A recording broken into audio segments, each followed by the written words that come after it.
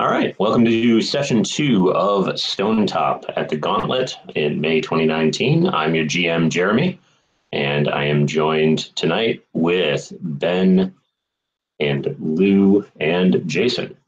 So if y'all wouldn't mind going ahead and doing a quick intro. I'll start with Ben. Hello, I'm Ben. I am playing a character named Winnie, who is a legacy judge living in Stonetop, trying to prove herself as a just citizen and making this kind of crazy outpost town more civilized and bound by promises and rules. I'll go next. I'm Jason. I'm playing Colwyn, who is a lifelong resident of Stonetop, a bit of a Lothario in town, and is also, curiously, thanks to his mother's tutelage, the best midwife in Stonetop. Hi, I'm Lou. I am playing, I totally remember my name, Torwen, who is has also lived in Stonetop for his whole life, but was kind of a mysterious foundling. He was found out at the Broken Tower with tattoos all over his body that match the stone that's in the center of town. He's a bit of a drunk and I don't know, probably a bully as well. I guess, maybe. If somebody's asking for it anyway. but you're our drunken bully. That's right. All right, and we will not have Patrick playing Anwin, the young would-be hero tonight, so we'll go ahead and kind of get into it. So previous session was character creation and sort of setting up the town. At the end of that session, the most hopeful among you, which was Anwin, rolled for the season's change move. Spring broke forth across the land. He rolled Snake Eyes, which means that threats abound this season. So to start it off, I would like to do a little bit of just sort of some setup questions here. So Winnie, young judge of Stonetop, there have recently been, you and your family came from Neris, right down south. One of three kingdoms or three principalities or whatever that were kind of constantly fighting, and you and your family were refugees some 30-some years ago. The last year, however, one or two families of Lygoses were the other kind of principality. Lygos is the closest of the southern kingdoms to up here. A family of Lygosi refugees actually showed up. And my question for you is, what mundane tradition or observance do the Lygoses practice that the Stonetop locals find weird, but that the people of Neris consider downright heretical? Ooh, this is a very good one. I think that the Lygosi or refugees do not use doors because they are radically hospitable, and with my religion, hospitality is a key factor. However, there is a certain order to the world, and you want to be able to welcome people and not just have people always coming in and out like a house is a river. So there's it's important to have that threshold. Yeah, for me, the thresholds are very important, and it's a very sanctified moment when someone passes over a threshold. And so when I came into my prime, it was an end of an era for me and a beginning of another. And so there's a lot of ceremony around that. But with the Lygosi, there is very little distinction between the inside of a household and the outside of a household, between their personal and private lives. And they're just altogether too brazen and brash for my tastes. And so when people come to their home, they're like, "Oh, our home is yours," you know? And it's just like, it's strange to the locals, but for me, it's like it's a ironic exaggeration of my religion. It's like almost making fun of it. Cool. Yeah. That's really neat. Just a practical question: what did they do, or what have they been doing in the cold nights up north? Like especially since over winter, since this was probably their first winter for most of them. I think they stay in the bar as long as possible, and they get drunk. And they try to get themselves ingratiate themselves with the neighbors, because they don't have a sense of personal space. They'll just like go over to people's homes, and when they're at their own home, they layer up, and so they look like almost like Christmas trees, because there's so many layers to their clothes. Gotcha. So they just like bundle up under blankets and probably huddle together for warmth, that sort of thing. Oh yeah, and you know they have just the center fire, and with always like a mulled stew around and woolen socks on, because they can't live without them. Awesome. Cool. Jason or Lou, and either of you want to ask a follow-up on that? Seems pretty fleshed out to me. Sorry, Jason, you go. I do not know. Same. Okay. So Colwyn then. So you were what, 4 or 5 when they brought Torwen back from the ruined tower? I think that's what we established. I was a little older. Yeah. Yeah.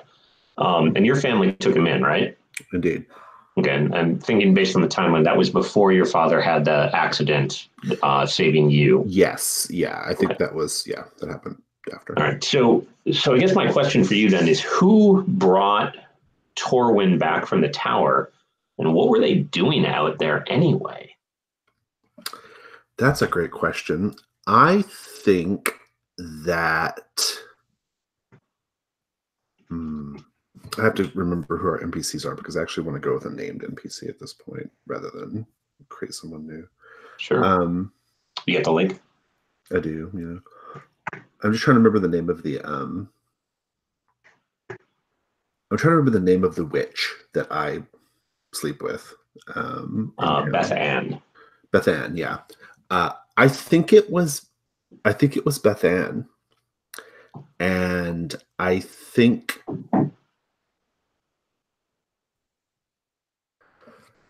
I think it was Bethan, and I think what she was doing out there, is this out of character knowledge or in character knowledge, or does it matter? I'd like to know what your character knows. Okay, good. I think I have talked to her, because I do have a close relationship with Bethan, and I've talked to her about that night. I've pressed her on it a lot, because she is the person who's gotten me so excited about the ruined tower in the first place, in addition to the fact that that's where Torwen was found. And all of this is very fascinating to me, and I know that for most of our relationship, bearing in mind it's a May-December kind of thing, right? Like, she's considerably older than I am.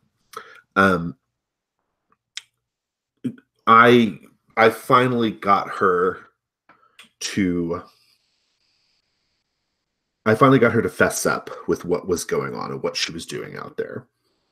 And what she was doing out there, let me think about how I'm going to put it.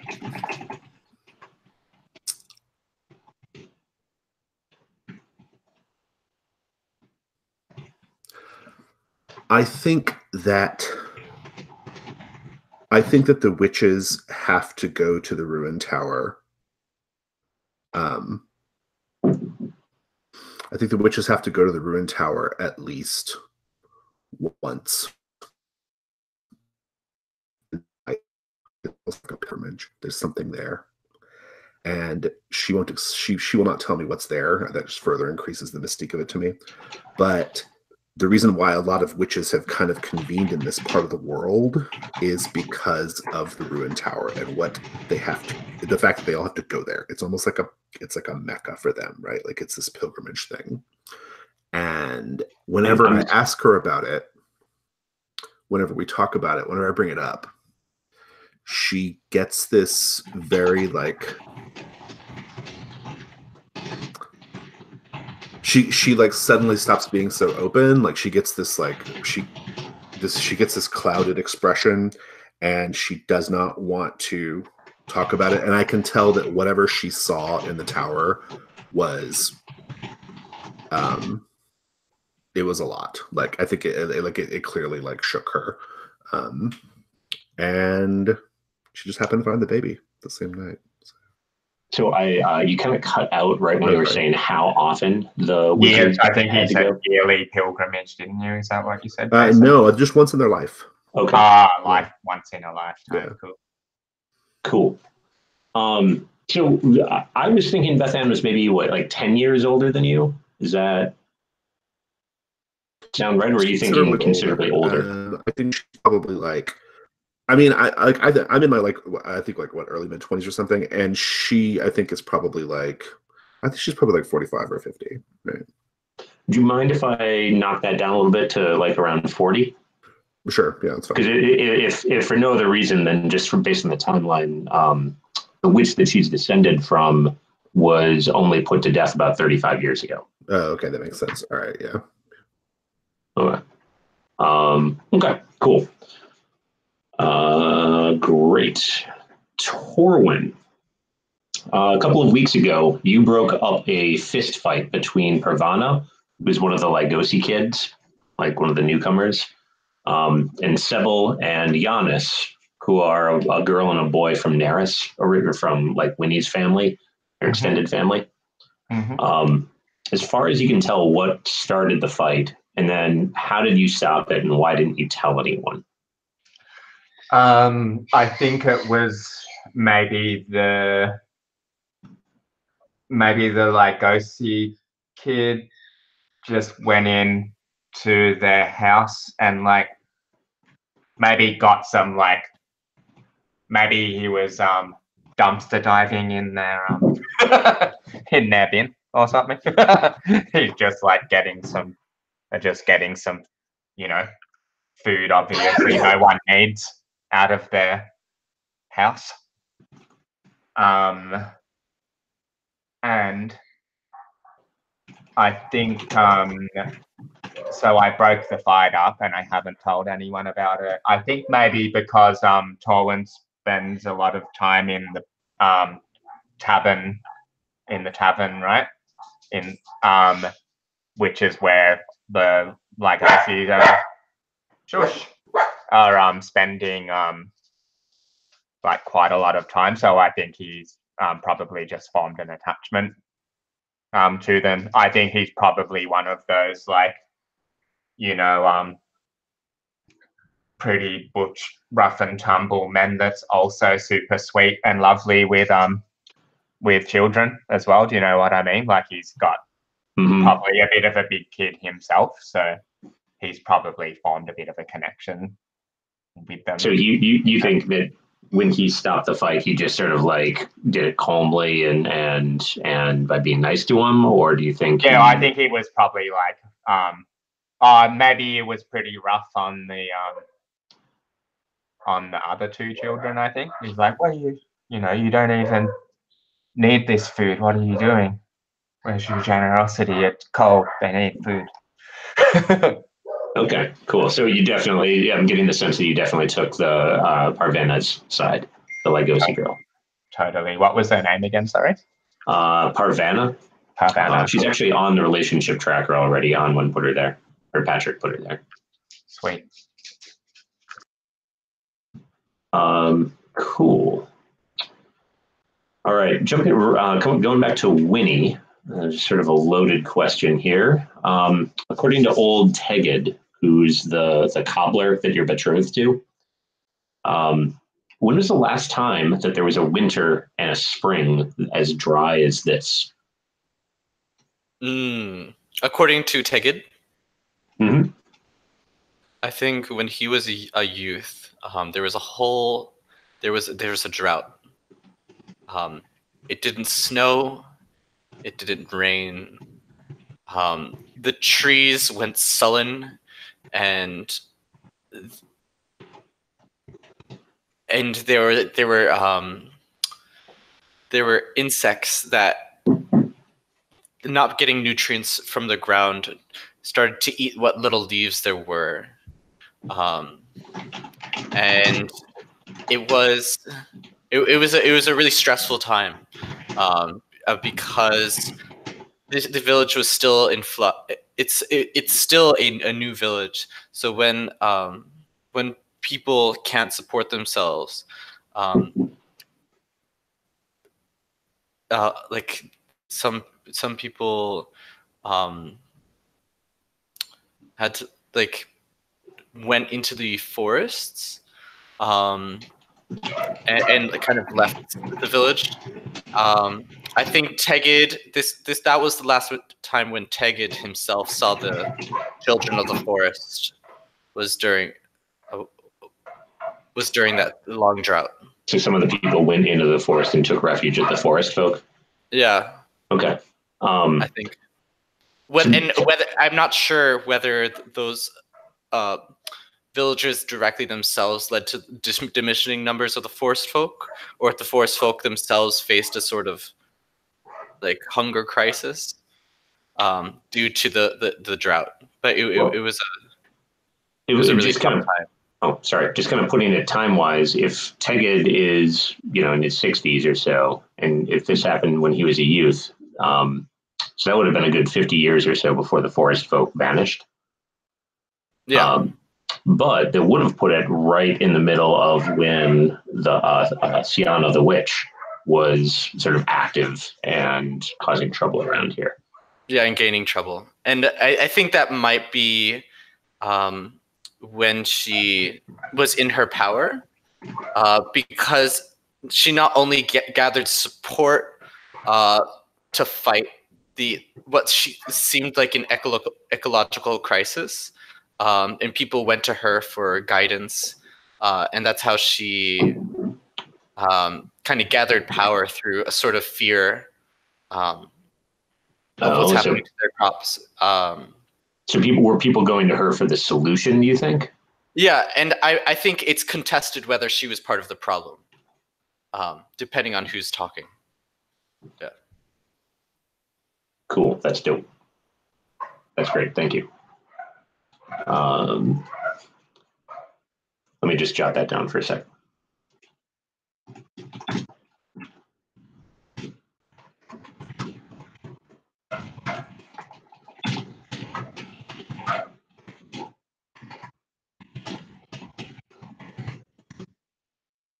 All right, and Colwyn. So who was it that told you about the camp of Lygosi refugees? Maybe as many as 100 of them that have started heading west from Marsh Edge.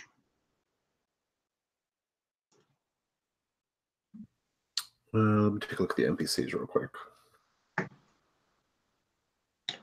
It's probably not a local, right? Because it would be someone who brought the news to town. Oh, I see. I think it was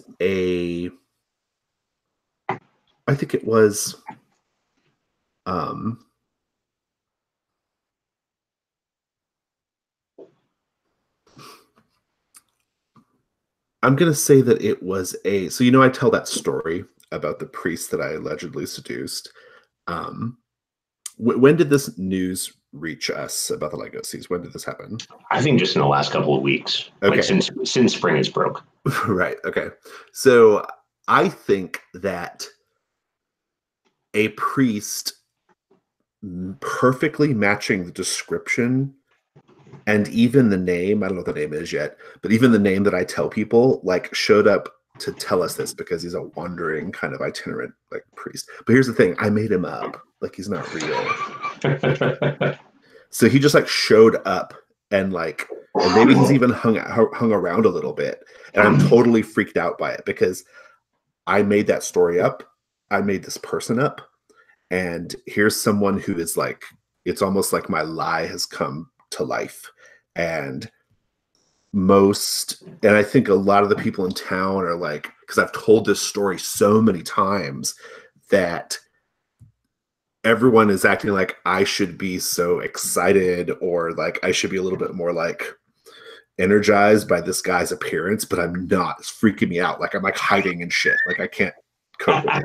Like I don't want to be seen by him. I don't want to see him. But I think he came and brought news of that. I don't think he told me specifically, but yeah. But so if we can think of a name for him, then that's. I'm going to suggest a southern name. Sure. Why don't we go with Murat? Perfect. You happen to have the sheet open? I do, yeah. If you wouldn't mind adding him. Sure. And jot down that he is a itinerant priest of Helior, Helior. Okay.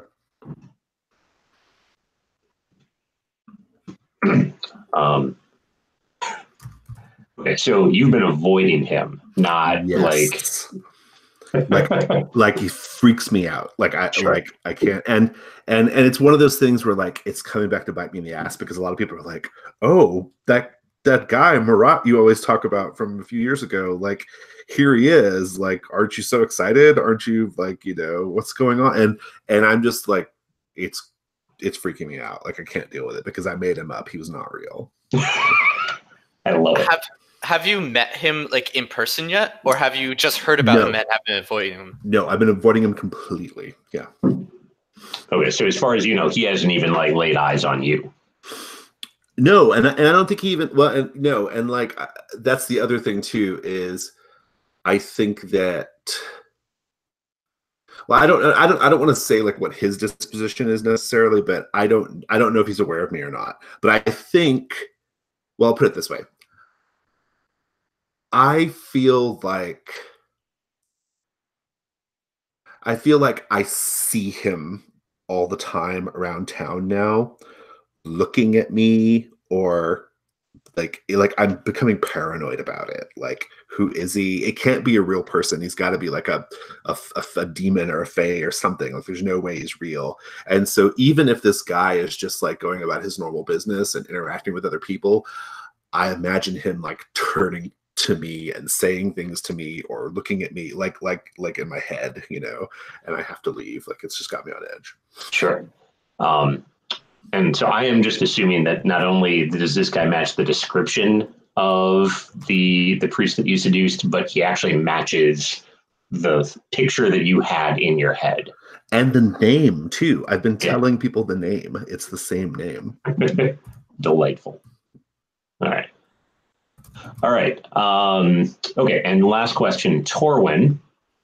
What back-breaking labor were you up to yesterday? And with whom were you working and then drinking all night?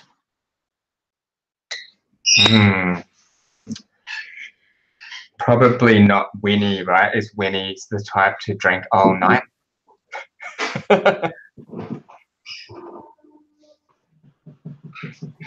I think that Winnie, what was the situation in which you were drinking? I think it depends. I think maybe I was just doing my regular thing.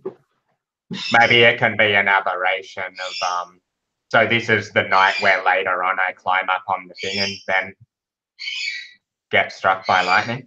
It might be Tiggin. My fiance. Okay, so perhaps I wonder if I asked you to come. And I was probably there in the first hour, and my betrothed came with me. Yeah. And then I left. I said, I have duties. I Yes, have I like this. to lock up. And Yeah. something in our conversation may have cued me into what you're doing later that night. Now I feel guilty that I didn't recognize what you're planning to do. It wasn't all of a sudden. Yeah, like I was starting to work up to climbing up on the. What were you saying to me that would have cued or hinted at what you're going to do? I like the I think maybe it's more that that whole day of working together. I'd been singing maybe there's an old song about like some old hero like being on top of the stone or something. I like that idea. Like there's the reason I got it in my head is it's part of this old story. And I think so. It wasn't really that I said I was going to do it, or possibly even that you should have known. But like in hindsight, you'll be like, "Oh, he was singing that freaking song all day." Of course, he got drunk and climbed up on the stone. You're muted there, then. We must have sung it together. At the tavern, and my husband singing it as he came home, swaying, as if he were on the seas. And I'm wondering if not right now, maybe, but like we could figure out what the song was. I think it would be very interesting to figure out the changing lyrics of this drunken song. Yeah, can I? I'll have a think about it. Like while we're. Yeah, if you want to, there's a scroll, there's a chronicle link. And if you want to start writing there, I am more than ready to make a fool of myself on camera and sing a song. Yeah, me too. Yeah. Love it. All right. Cool. Okay, so just so I've got this straight, you and Winnie were working together in the field and singing the song. Got to drinking. Tegged showed up. Winnie ducked out early, and then it was you and Tegged that were up all night, and then you climbed the stone and got struck by lightning from a cloudless sky. Cool. Okay. So kind of jumping to the following morning, setting the scene.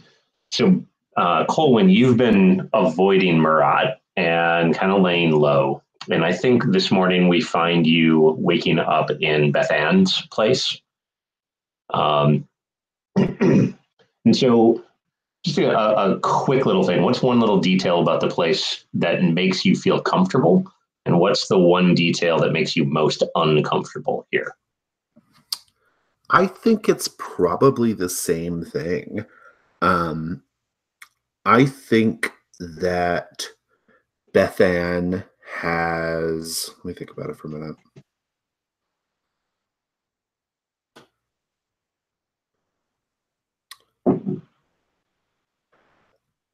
I think Bethan has this like part of the sort of like witch tradition is almost like a I'm imagining like almost like a kind of a Bene Gesserit thing where like she has this box and the box is, she's told me, she says that like if I open the box, then everything that I want in the world will be granted to me, but someone very, very close to me will die. That's the price I have to pay. And so the idea is you don't open the box and you instead use the box as a sort of like, as a test of your willpower, of your love for the people around you, like as a way of maybe thinking about what you do have in the world and being satisfied with it, that kind of thing. And so I think I like to get up. I think I wake up earlier than her frequently, and or just I wake up and then maybe go back to bed at some point. But I wake up and maybe like at 2 or 3 in the morning sometimes, and I like sit and I think about the box. I look at the box and I ponder it, and it is comforting. It's comforting and disturbing at the same time, like simultaneously. You go through cycles as you consider the possibility of it. And it's disturbing also because it could just be a box, right? Right. And then I wonder what that says about me, that I'm so like, there's out of character. There's a sort of like sense that Bethan kind of manipulates Colwyn a little bit, right? Like, and tries to get him to think things that aren't true, about himself and about the situation, and causes him to question himself. And so that's what it is. Yeah. And so I frequently will spend time with that box. And, yeah. All right. So you're sitting there kind of in the early morning. Well, let's just say maybe not early morning, but like she's up about, you can kind of hear her behind you fussing about, probably making breakfast. You're staring at the box, thinking, there's the sounds going on outside of like people kind of heading off to the fields, or there has been while you've been sitting here just sort of contemplating this thing.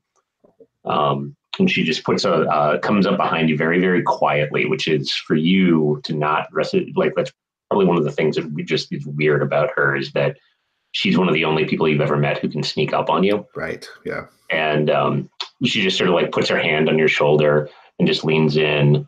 What you thinking about? Oh, just, all the activities that have been kind of going on. Torwen and his, incident, and this word of the refugees, and that priest, Marat. Well, aren't you going to go and say hi? I mean, it's such a big deal that you can finally be together now. She kind of gives you a shoulder squeeze.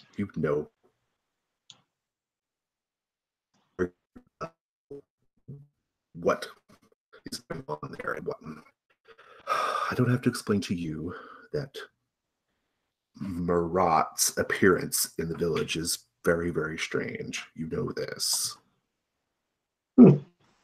Sounds like a dream come true. Is that what it is? I didn't open the box, so how could it be? Oh, that old thing. And she just sort of like pats it on the top, and then it gives you a little tug. Come on, breakfast is getting cold. I get up, and no, I don't. I say, no, I need to go. I have a lot of rounds to make today, and I think it's best if I just stay busy and out of sight. Yeah. So about rounds, she's standing there, kind of like backlit, holding a plate, right? She kind of looks at you and looks at the plate and looks back at you.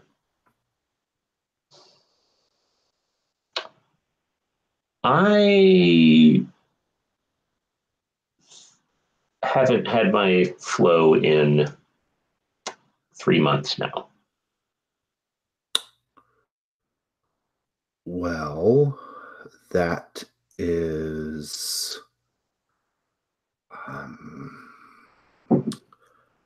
and before you start thinking it, no, I haven't had any hot flashes. This isn't that transition. And I think the first thing I start thinking about, I think it doesn't even occur to me that like I might have gotten her pregnant. I immediately begin thinking in my head, who else does she sleep with in the village, right? But then, I've got this like pained look on my face, and I'm like, are you?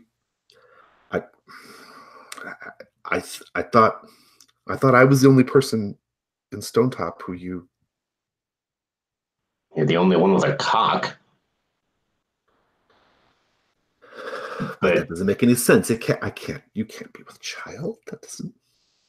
I would have thought I was a little old for it too. No, you're still perfectly within the possible age range of when it's... I mean, you can't be with my child. Well, it's either that or do the math, sweetie. 6 months from now, 5 months from now, it's another blood moon. So, I mean, let's entertain the possibility that maybe you are pregnant with my child, Bethan. What kind of child will it be? it's not like I've done this before, Colwyn.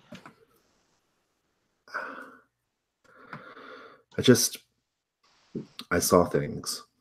Mm-hmm. I know. So did I. I was there. I brought you. Remember? I can't.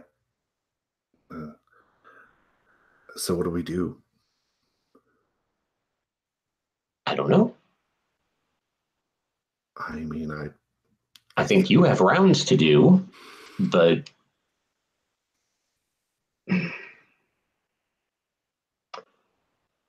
there's also the question of, what's everyone else in town going to say? You can't tell anyone, of course. Out of character, is your relationship between you and Bethan, is it public knowledge, or do you keep it? It is. Do you manage to keep it? People know, but I think it's more for me, it's not that I think for me, it's more of just I don't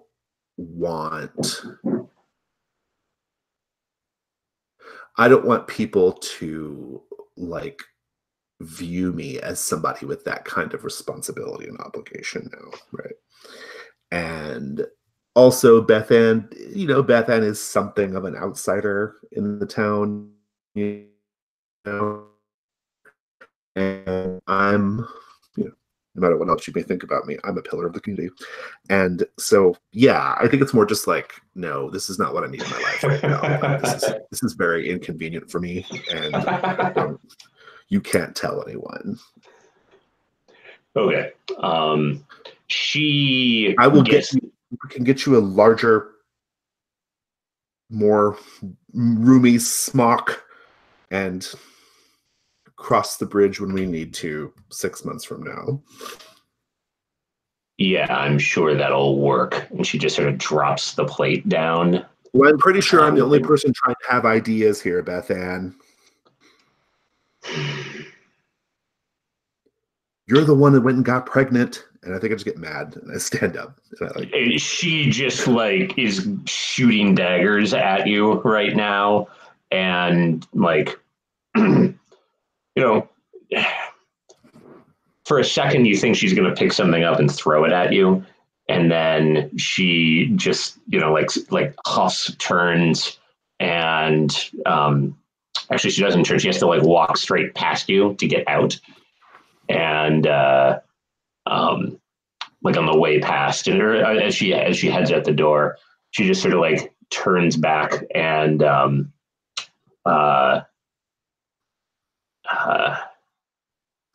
crap. Sorry, I was hoping to come up with a witty rejoinder on my way out the door, but I failed. Says brackets witty rejoinder. Witty rejoinder.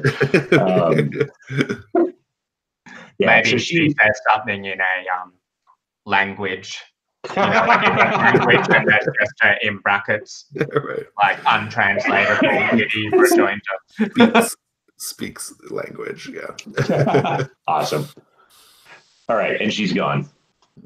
All right, cut from there. Winnie, you have a few people lined up to see you this morning. And where do you, when you take complaints or pass judgments or however this works, do do it at a particular location? Like, do you do it at your house on top of the Chronicle? Do you do it in the pub? Do you do it at the pavilion? Is there some specific space? I think that at times I would do it in the pub, especially for casual affairs, and if I was invited. But the Legosi, I'm just make my skin crawl, and so I'm doing it at the traditional location, where it's truly right to do it, which is at the Stonetop, outside of my residence, and it's within the shadow of the stone. And so the stone, it has like a large what is it called? It's like a cul-de-sac,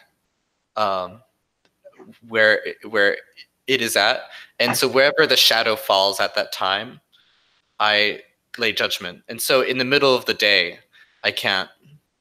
That's a time of rest for me because there's no shadow, and so like okay, folks. Okay, just to kind of put a visual to this for everybody. Whoa, that's so weird. No, that's what I want to do. Come here.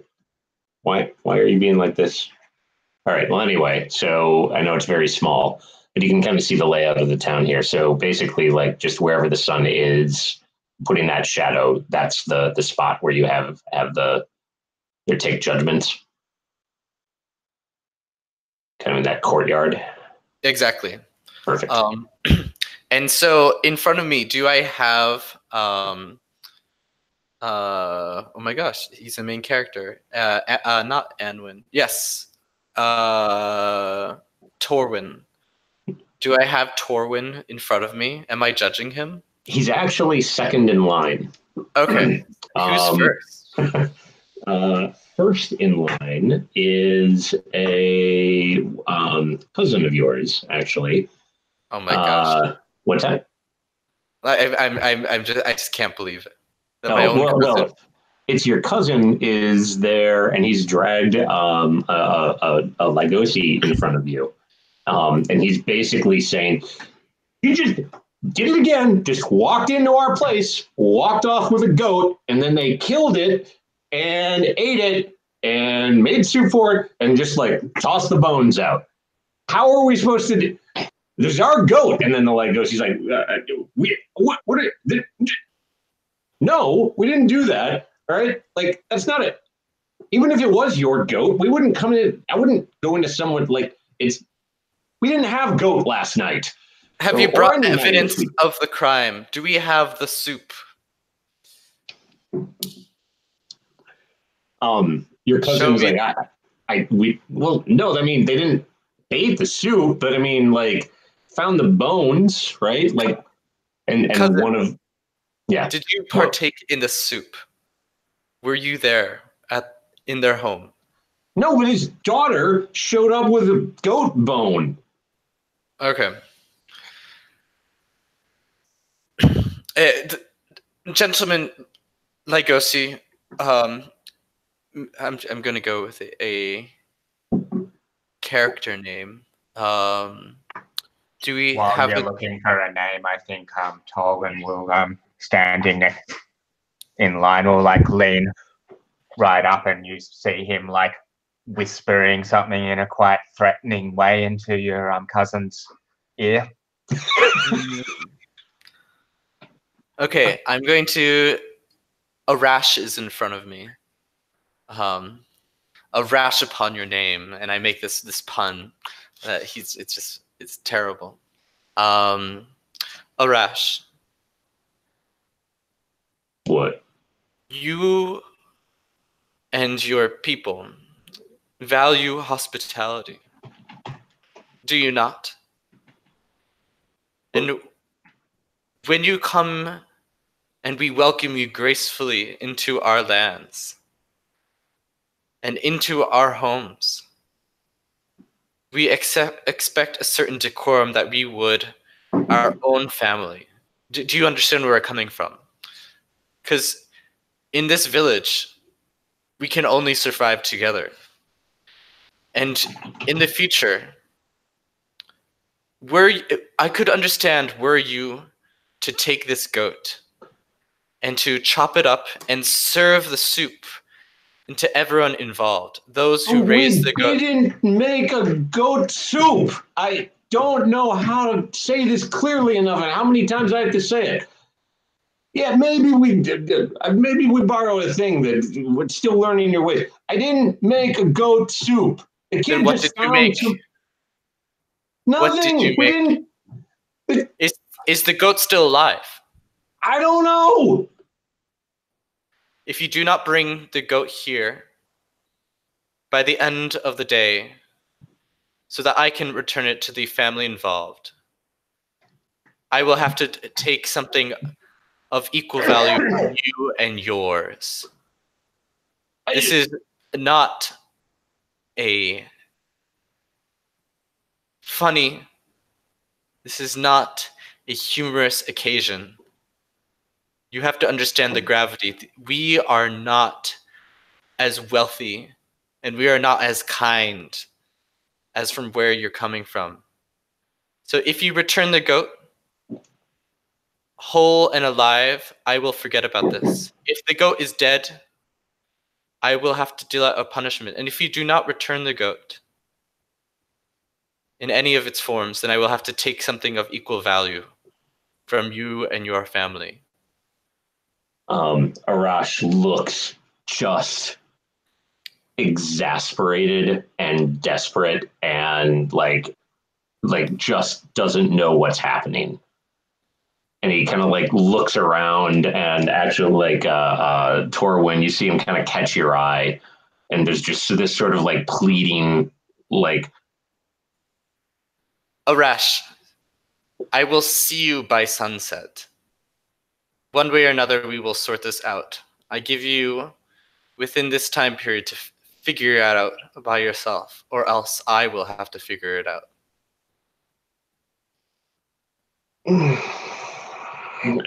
And Arash just sort of shell shocked, like starts to like pace away, not pace, shamble away. Yeah. And your cousin, I'm gonna call him Vasil, just sort of like slaps you in the shoulder, like, yeah, showed him. And then I take goat. I take my cousin by the scruff of his shirt and pull him down to the ground and push him so that he's on his knees. And I say, cousin, is what you say true? Did he steal a goat from you? Look, goat was gone when I got back from the field, or when I woke up this morning. Or sorry, when I woke up 2 nights ago. The only person that would take it is him. And what about the girl with the bone? That's what I mean, right? She shows up the next day, or like last night, late towards the day. She's just waving around a little bit of bone all chewed on, right? Clearly like a goat leg, femur, like this big. We're gonna get that unless it's from our goat, unless they made stew out of it. And just like to make it clear, like who's the person, the young girl with the goat leg? Was this that's Arash's kid. Okay, it's Arash's kid. Mm-hmm. Okay, and is she still in the area? I mean, the town's not big. You could certainly go get her, or have someone go get her. Yeah, I'm going to say, I need to talk to this child, who is witness to the occasion. Okay. Bring her back to me, or I will have to smite you, my cousin. He's like, okay, and gets up to start looking at him. Next. And Torwen, you're about to step up, and there is a scream starts to just like carry on the wind from out in the fields. And at first everyone's just sort of like, what? What? And then there starts to become a commotion as people start to look and see that something is going on far out in the fields. And at this point, I'm going to suggest we take a quick break because I need to say goodbye to my wife who's about to take off.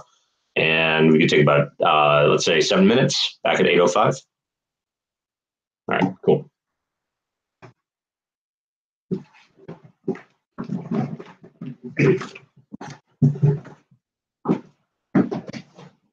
Okay.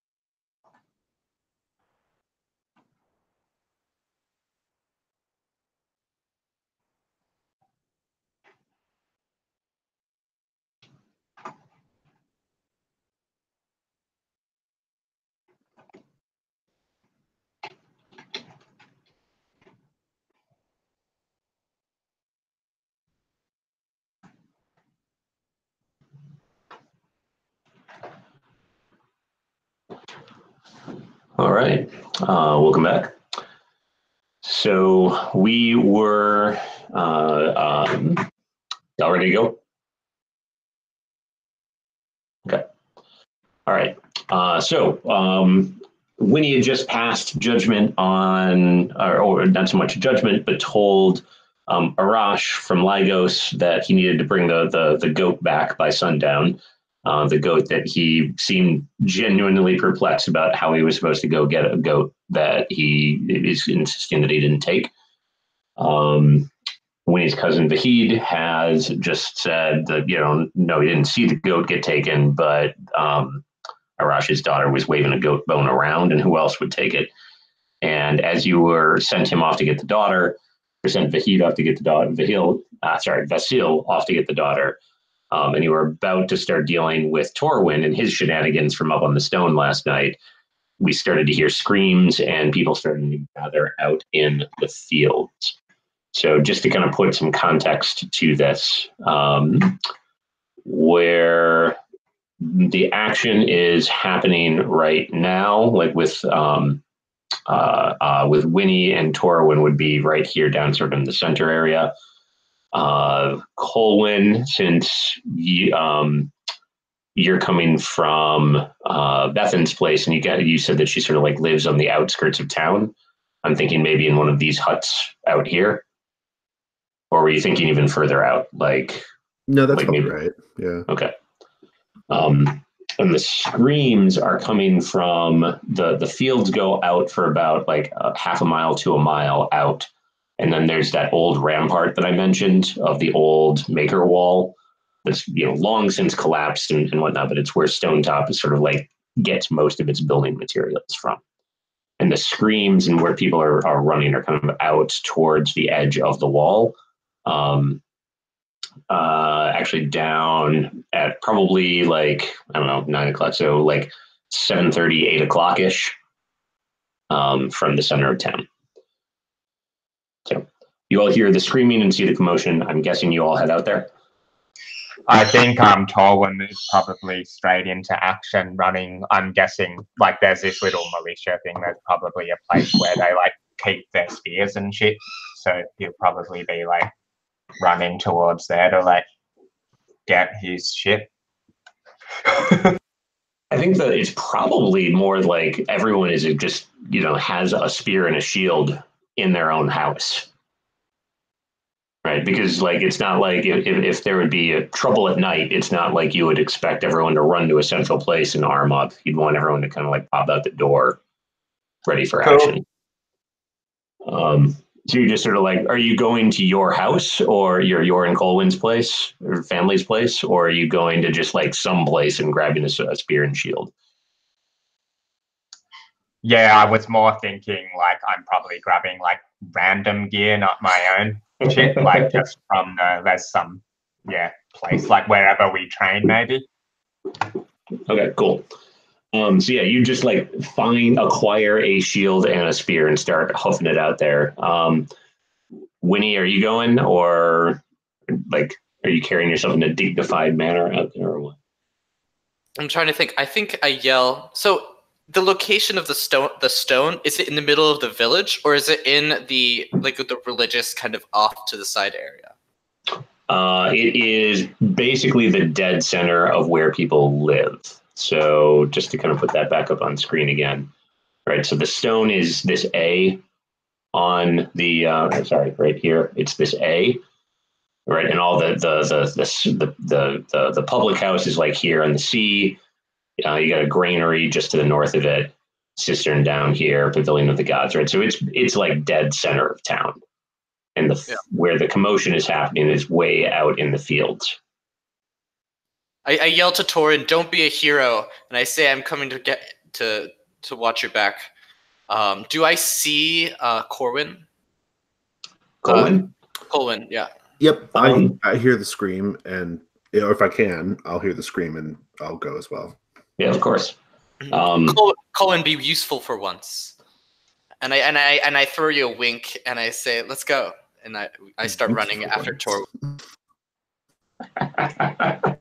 As I'm running after you, I'm saying to you as I run after you, I'm like, I literally bring life into the world. Like that is the most useful thing in a town that is desperately trying to cling on to, all the sorts of important things that you need, principally people. I am the one. You write in a book. And not even that well. I'll sing you a song one day, Colwyn. Now let's go run and see if it's your little priest who's in trouble. All right. So Torwen, you get to the scene first, and as you're getting out there, the first thing that you really kind of like tells you that something is wrong is you spot what's his name? Your buddy, or rather your ex-buddy, Better? No, not Better. Cadmore, right? Erdman's son. He is like kind of staggering back towards town, and he just has this gash going like down right here, and it is nasty looking. And he's like just like holding pressure on it and kind of staggering, just sort of white with shock. Shit. I'm going to grab him and I'll be like, just point to where it is. Show me which way to run. He doesn't actually like hold on, or like he keeps his hands where they are and just sort of like looks back with the way he came. And it's pretty clear that there's like 2 or 3 other people that are injured. But you don't see any obvious immediate threat. Can I interject real quick and ask? Of course. Is this the guy that you get into fights with? Is it that guy? Well, I also murdered his dad. Right. Okay. Yeah.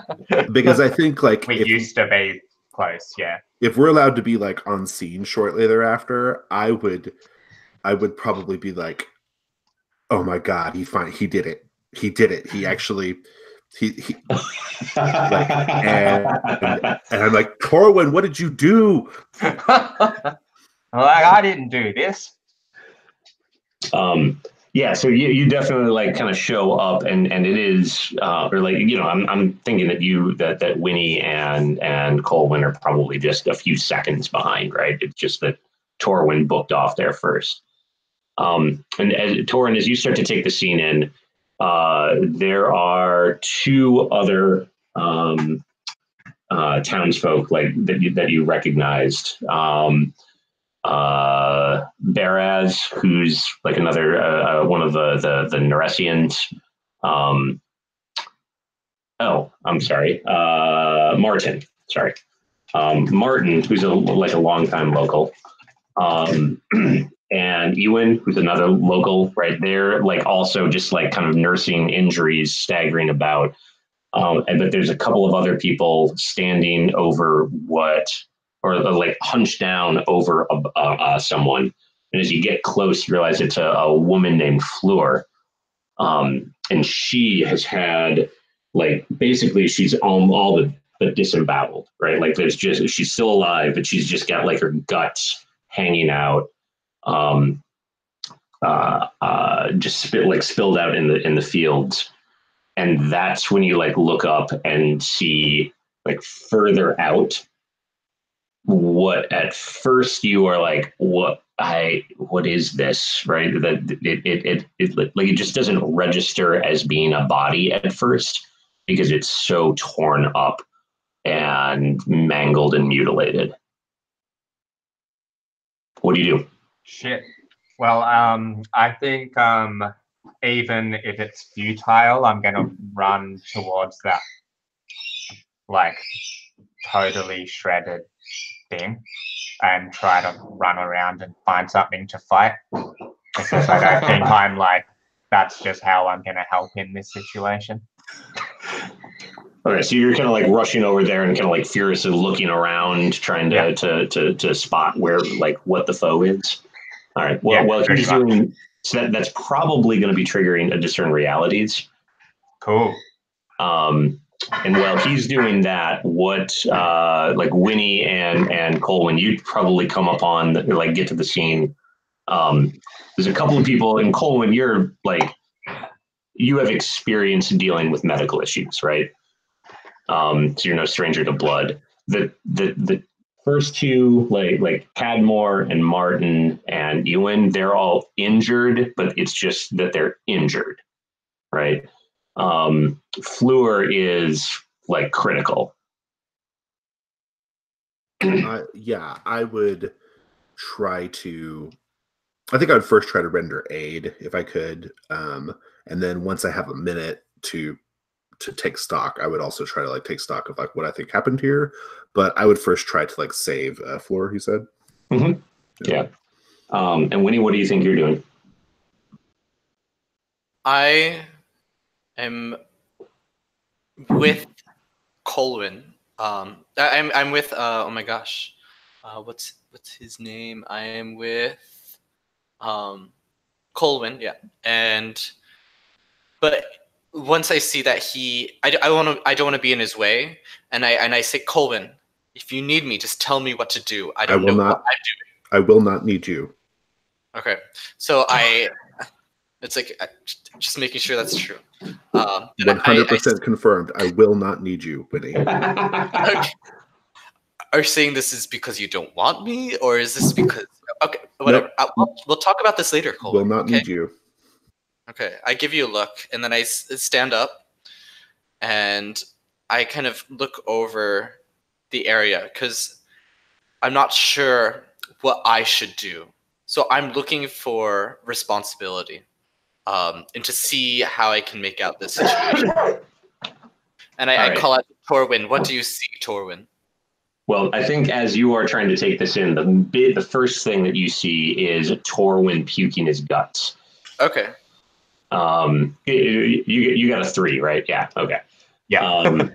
So yeah, like you are sort of like looking around trying to get furious, and it dawns on you that you have, like, you've seen animals butchered. You have yourself bashed someone's face in, right? And like to the point where they died. Mm-hmm. And yet the level of carnage and just like in sort of like, I think the thing that really probably like just like churns your stomach is how how intentional this all seems, and then how familiar it all feels. And in fact, like as you're taking it in, you get a little bit of a flash from one of your dreams where you are below the like kind of like in tunnels and whatnot beneath the earth. So yeah, Winnie, you see him doing just like puking over this like bloody mess. Meanwhile, I think so you're trying. Sorry, Colwyn, you're trying to save Fleur's life, basically. Yeah. So I'm not going to ask you to get like particularly detailed with it, but are you basically just like trying to stabilize her with your medical knowledge? Remind me the nature of their wounds. Basically disemboweled, like massive amount of blood loss, shock. Well, I lean close to Fleur and I say, now, Fleur, as you know, I have my hands in people's guts quite frequently, but not in this way. It's going to hurt a little bit, and it's a bit like trying to put all of the meat back into the sausage casing. That's one way of thinking about it. Your sausages just sort of burst open.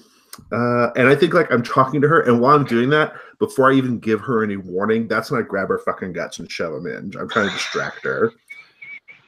And all right. Yeah. I'm gonna count to 3. 1. 2. All right. I think that this is going to be a defying danger. I'm thinking with intelligence, just for like applying expertise. Yeah. Do we have a roll for your party room, or? I don't, just honestly because I've never learned how to set one up. You just go to this website and then it's ready. Here, I'll share a link so everybody has it. Okay. All right. 2d6. I got a 7 plus I think I have a +2 on intelligence, if I'm not mistaken. Yeah, I got a 9. 9. Okay. Hard bargain, ugly choice, worst outcome. All right. So you are like, you get her guts back in, no problem, right? But you can tell that the only person who you can think of who knows enough herbcraft to like actually save her life and fight off infection. Is it Bethan? Of course it's Bethan. Okay. All right. And like, it's basically going to be like, and it's like the way that you've got your hands like in there, you're going to have to basically be going with her to deliver her, right? It's like you can't pass this off to someone else. Got it. So I imagine the situation like I help her stand up. I have to literally hold her around her stomach from behind to keep her guts in until we can sew her up. And I'm just kind of walking as quickly as we can back to the village. Is that the plan? Or maybe Bethan may have heard the commotion too and is on her way. Well, that's actually a decent question for you. Is Bethan someone who, when there was a commotion in the village, would go towards it? No, because she frequently gets suspicion cast on her as being involved somehow. Because people, even though she's not like known to be a witch, her relationship to the former witch is known by some people, right? So. Yeah. Okay, yeah. So I think you are probably staggering back towards them. I think as I'm doing so, I'm like trying to keep like Fleur. I'm sure Fleur is like screaming and crying and wailing the whole time, right? No, actually, she is terrifyingly calm and pale and cold. I think I say to her, I'm like, so I know you probably used to really wish that I was holding you from behind like this. Like, this is probably a fulfillment of a particular fantasy for you, Fleur. I get it. Like, I know what it's like. I mean, what do? Like, churn butter or something? I don't know what you do. But I can imagine this is maybe not how you thought it was going to happen. And I get that. You know, the gods work in mysterious ways, Fleur. And I'm just kind of saying this stuff to her as we go. Sure. That's awesome. All right. Winnie, you are not vomiting yet.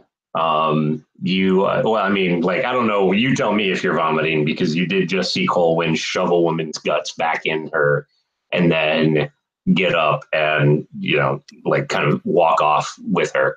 I am staunchly swallowing my throw up. So. All right. So the like more people are starting to show up, and everyone is just looking like what's going on, what the hell's happening here. And Cadmore's kind of staggering around. He's a little bit in shock himself. But Martin, who's kind of one of the older farmers, just sort of like comes up to you, and this is an old stoic, right? Like maybe 45, 50, like huge chest, bent like the kind of guy that just like gets up every day and like throws a barn full of hay around, right? I mean, not that he's actually doing that, but the type. And he has this look on his face. He's got like a nasty gash going down his arm, and it's just like, more human. What was that? Ain't nothing human like that. It's a monster. Martin, I go up to him. I put my hand on his shoulder. I stare him in the eyes. I say, "Look at me, Martin. Look at me. What's my name?" You're Judge Winnie. What's your name? Can you spell your name? What day of the week is it? I'm Martin. No, I can't spell my name, and it. I don't know. It was second day, third. It's third day. Okay, good. Martin, I know you're in pain. I know you just saw something. What did you see? Well, it's like a skeleton with skin strung all over it. Like, when a cow is just, or when a goat, when you find one out, or when there's not enough feed and it just sort of wastes away and the skin's all stretched tight. It's like that. But like, was this a rabid creature, or was this something other? No, it looks like a, arms, legs, head. Oh, that head. Okay. Martin. And he kind of like slumps down into the ground. I just kind of like try to knock him out a little bit. Just put him out. And I am under suspicion because I was raised to be nothing comes from without, which is not already within. Like, there's this thing threatening my village, but I was raised to be a bit suspicious of people's actions in the village, that we bring it on ourselves. So there's people coming up, and I kind of want to see, like what here is an agent of chaos. Amongst the people around. Is that something? I know that's one of your moves. Is that it's a discern reality move. Gotcha. Cool. And it's like what I'm doing specifically is I'm looking at people's faces and I'm looking where people's eyes are going. And if there's any kind of movement against the kind of admixture of like people moving in a concerned fashion, is there anything not like the other within my own crowd? Just try to rule that out first in my immediate awareness before I tackle a larger danger away from me. Sure. Roll discern realities.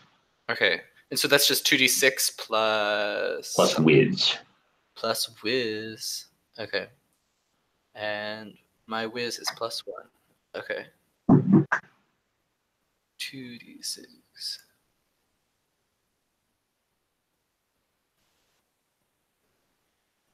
Okay. I have a 3 and a 6 +1. So it's a 10? Yeah. Okay, cool.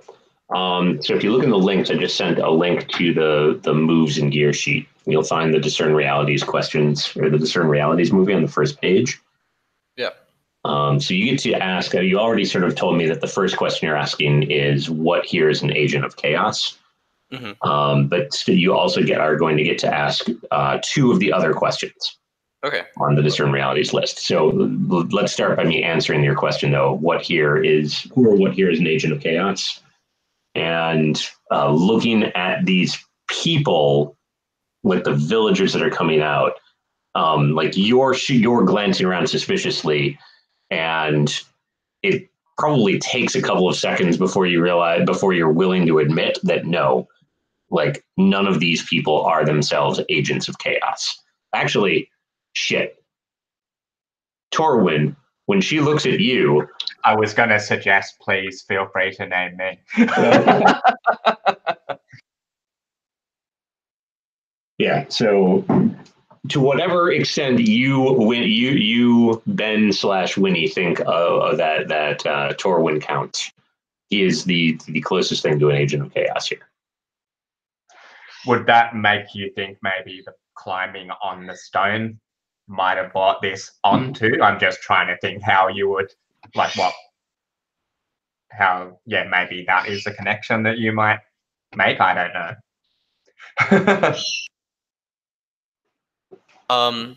I think I am making a connection because something very miraculous and strange happened yesterday to someone in our village, namely you, Torwen.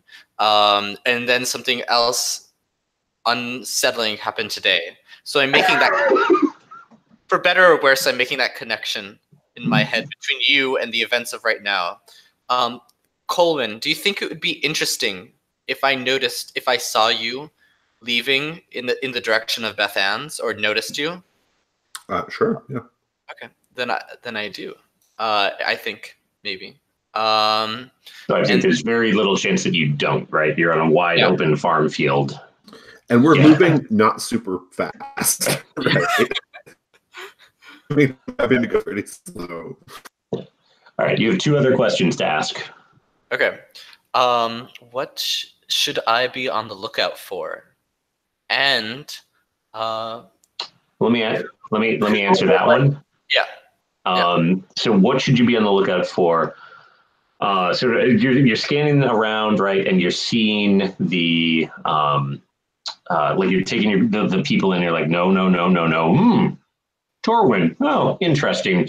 But Torwen's kind of back further towards the Great Wall than everybody else is. And I think as you are looking at Torwen, sort of behind him, the sun just sort of like hits, or your eye just catches on something just right. And you see what basically amounts to like a bloody handprint on one of the rocks going over the old wall, and basically like leading away. And so the thing that you asked what you should be on the lookout for, right?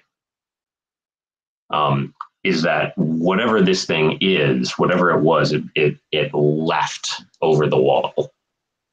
Okay. And my final question is, oh, and I'm sorry, one more other thing. Like the handprint is not correctly shaped. Okay. What here is not what it appears to be.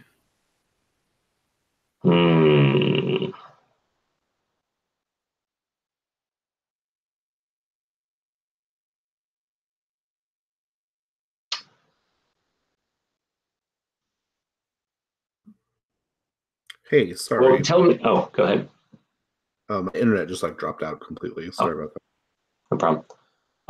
So tell you what. Why don't you tell me what you think is happening right now, and I will tell you what is not what it appears to be. Okay. Here's what I think is happening right now. I see Colwyn retreating with an injured victim. I see other victims less seriously injured on the ground. I see Torwen kind of suspiciously connected to this event, and he's one of the first people to be on the scene.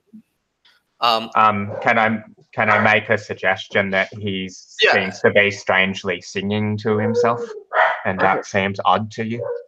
I see him singing to himself, but it is not a song of glory or mourning. It is an other. I see that some creature or some being from the forest came in and attacked us. But I see even further that it is we ourselves who were not prepared for this. And for this eventuality, especially when we have strangers afoot who we truly don't know. These refugees who come take our food and our sustenance and intrude physically into our homes. And so I see a little bit of a racist. Oh yeah, I mean Okay. she is trying. She's like a nativist, like a willful nativist of the village. Like she's because she comes from without a culture from outside the village, and so she sees the village and in chaos, and that we are not prepared for danger. I think so. Of that, what here is not what it appears to be. So, like, I think I guess I'm going to confirm that. Yeah, the village is not ready for this, right? Something came into the village and like this morning apparently. Brutally murdered someone out in the fields, gutted someone else, and injured a number of your other friends, and apparently is just like scampered on off over the Great Wall or over the old wall back a ways. So the village is absolutely not prepared. But something.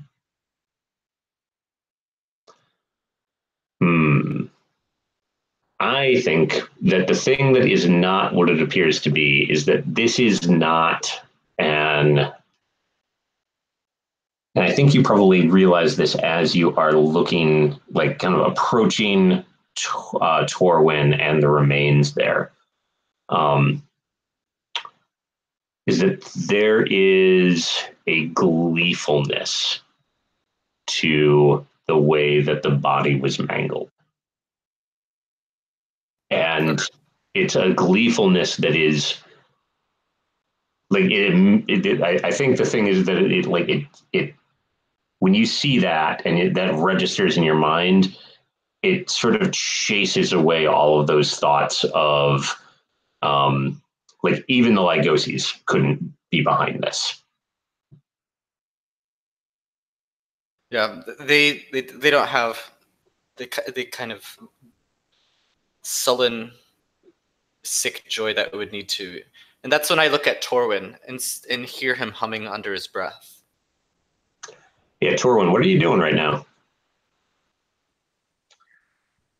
Well, so what happened was he saw this like body, right, and it freaked him the fuck out. Like it was, I think he was trying to be do that thing where you're like active in a crisis so that you don't like you're able to keep acting. You know what I mean? You don't kind of stop and think about it. And I think, but he might have looked. It's like the don't look down thing when you're climbing, right? He looked down, like he's like, and it like slowed him down. And I guess then he got that interference from his dreams, like that weird familiarity with the situation.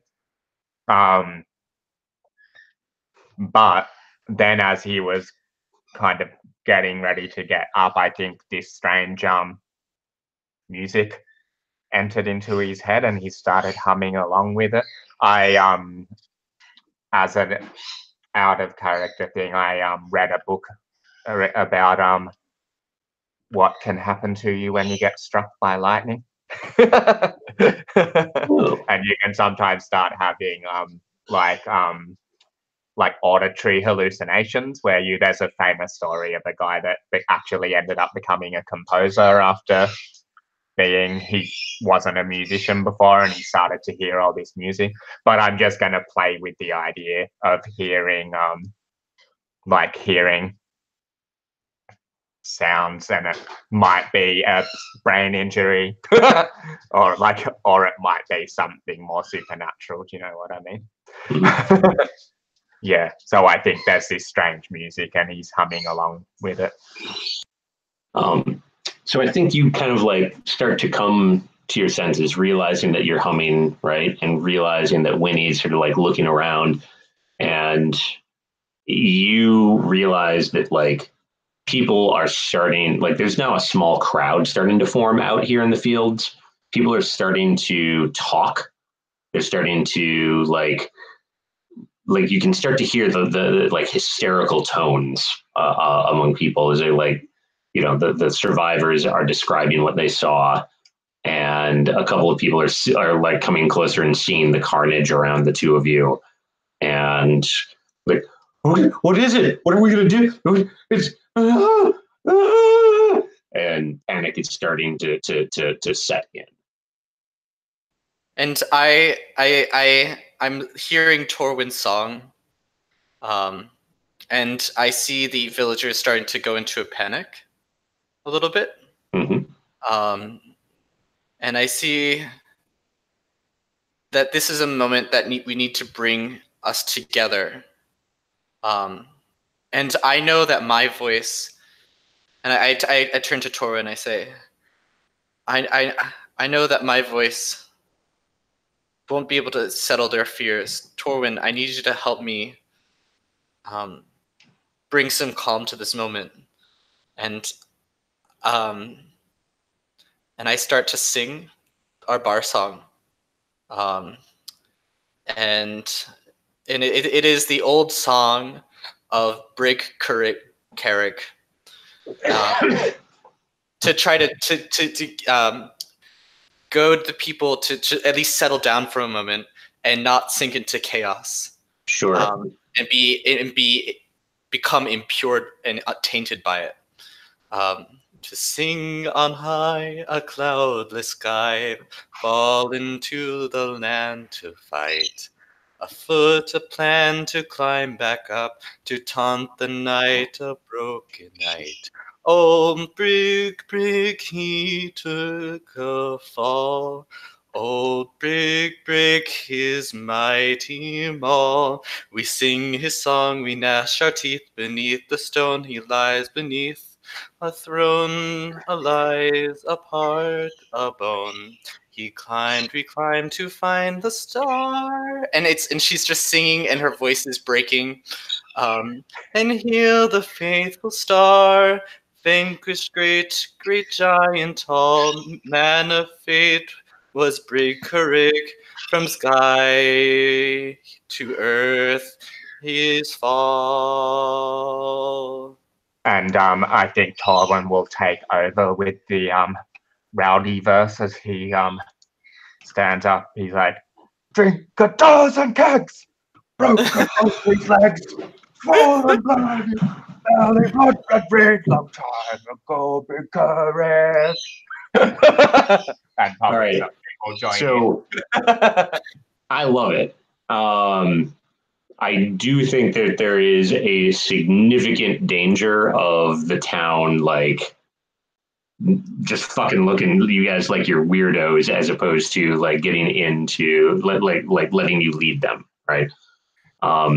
So unless we're establishing part of the culture is when things are like, which I kind of like, is when things are hard.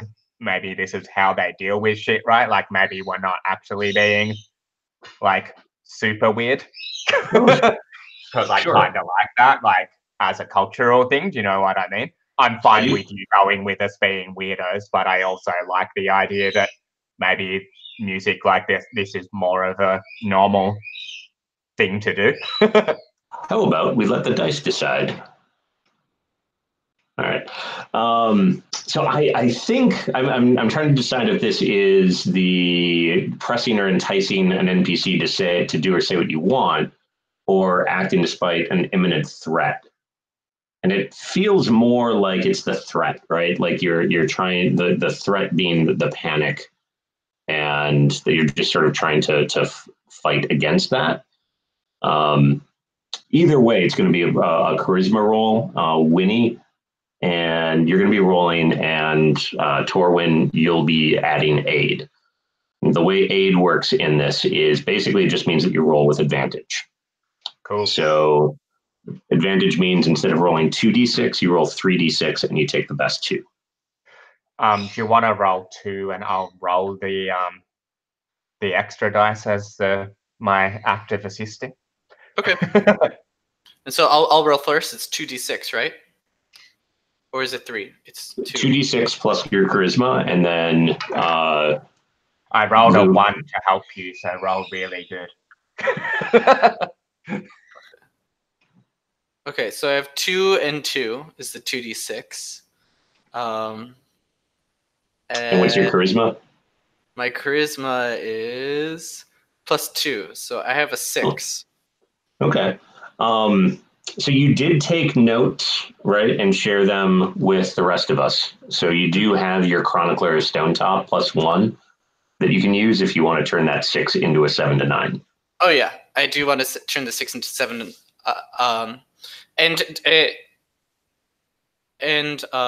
Lou, did you just add a point to mine, or was? No, it was it was rolling with 3 dice, and if I had have rolled better than a 2, Okay. you would have had that dice, but I rolled a 1. So I'll actually help. Bad singing. I'll take the 7 to 9 with the Chronicle point. Yeah. Okay. So with the you know what? Yeah, having actually now that I am in the point of having to make the decision, I am actually going to call this as a parlay, because the more interesting thing here is that on a parlay, on a 7 to 9, they reveal something you can do to convince them to calm down and not panic. It would likely be costly, tricky, or distasteful. So what I think you sort of realize as you are singing the song, like the people start to like get into it, but I think actually like people start to sing along, but as soon as the song stops, you sort of like there's this moment where you realize that the panic has the possibility to set in, and what can stop it is taking some sort of bold and direct action, or doing something to really like commit yourself to doing something about this boldly and publicly, and making them like actually believe it. And so one of the lessons that I learned as a young child, and that I learned most from my family, is scapegoating a situation to focus people's anger. And so I turn to Torwen and I point at him and I say, "Seize him. He must be on trial." Torwen, you are singing gleefully. You have a strange look in your eyes. There's a strange connection between you and these events. And for better or worse, whether it's true or not, we need to get the truth of this. Why you climbed last night, you are on trial. Seize him, everyone. I'm gonna try and knock you down and run. He's escaping. I'm gonna try jump over the wall and run off into the woods. We need to try him. Bring him to the stone. And that's how I focus everyone's crowd, is to escape group forward. So I don't actually think there's any significant chance that Torwen can't get away from the mob. but it's just to focus everyone's Oh, attention. yeah. No, I totally get that. And so Oh, you how basically about- like, I got an idea because we know each other quite well, right? We're friends. I think I'll wink at you. Then I'll shove you and run and jump over the wall and run into the woods just to make it as a like I'm actually I'm like, oh, okay, yeah, sure, scapegoat me. I'll run away and hide in the woods for a while. Everyone will be angry at me, then later they'll forgive me. And when you wink at me, I don't want to wink back. I'm going to give you a straight expression because I'm actually not sure. Yeah. And I have this But I know that you wouldn't be serious about this. You have eyes staring back at you, and that's the situation. okay, that's awesome. So just to put a little visual to this, so this is kind of the zoomed out view, right? So you guys are like, all of this action is happening kind of like here-ish. Little, oh, there we go, pointer. Right, so around here is where this action was happening, and so you're kind of like zooming out. Whoa, no, go back. So you're sort of like rushing out into the flats this way, Lou. Is that or Torwen? Is that right? Yeah, I went straight over where I think I even like put my hand on the bloody handprint as I'm like running straight out in the same direction. Cool. As it went. I'll probably even try to like track it or something Okay. later on, maybe. We'll see. All right. Cool. Let's switch back to Colwyn and Fleur staggering towards Bethan's hut. Yeah, so I think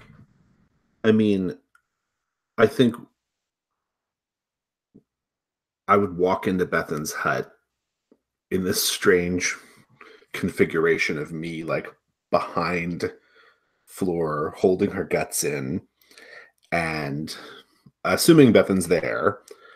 But did she go anywhere? I assume she's there. Yeah, I mean, it'll be more interesting if she's there, right? So, like, she's doing some chores out back, let's say.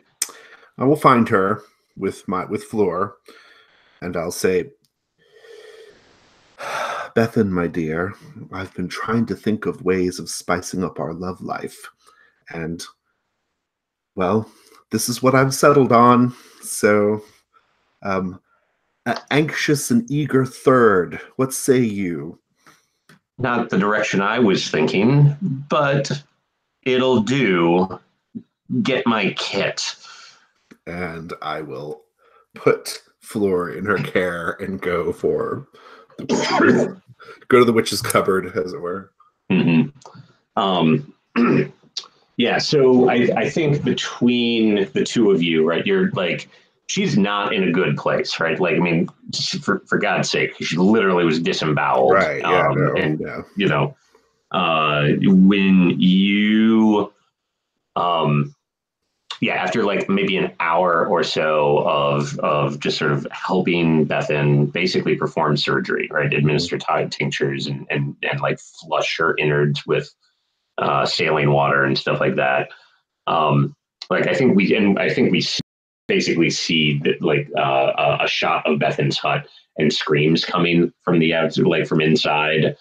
And then, like maybe cut back to the two of you just sort of like exhausted and like leaning back against the cupboard and, like she's smoking a pipe or something on, like sitting in front of the stove. And there's like a,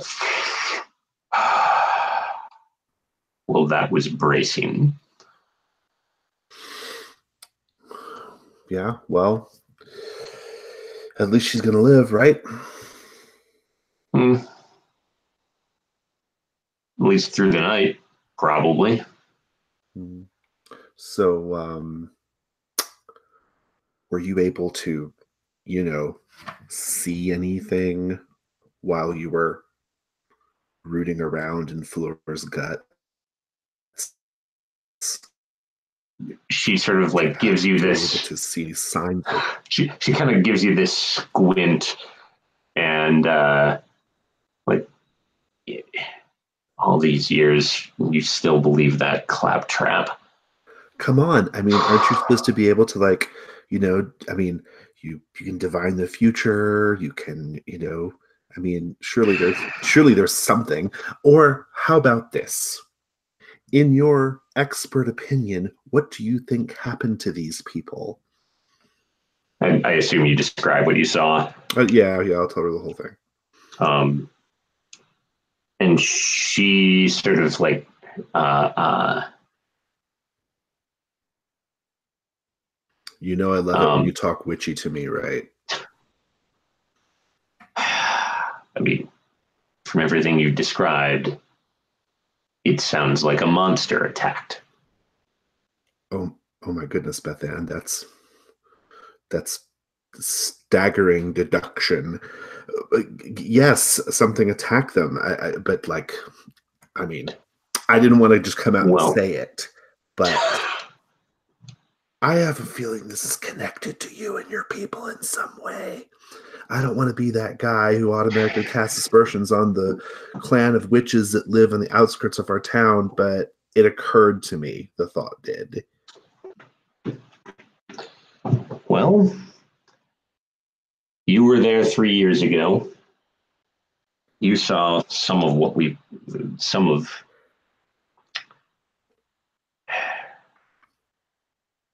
the progeny, shall we say. So that was one of those kids going through their terrible threes. Is that what you're saying? That we're supposed to drown them or smother them. Or terrible twos, I guess it would be.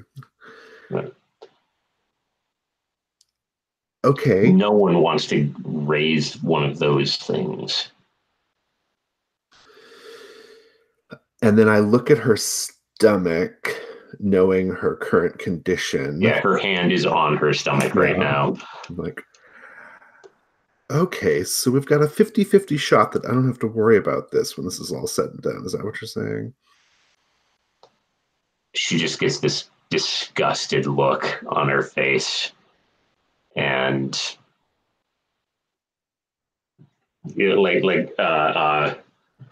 turns, looks at her like her apothecary kit, like reaches up, grabs a jug that has like some of the best whiskey that the town produces,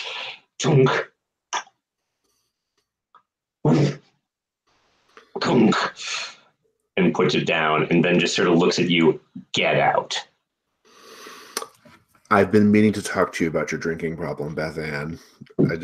Before I go, she like flings her the cup at you.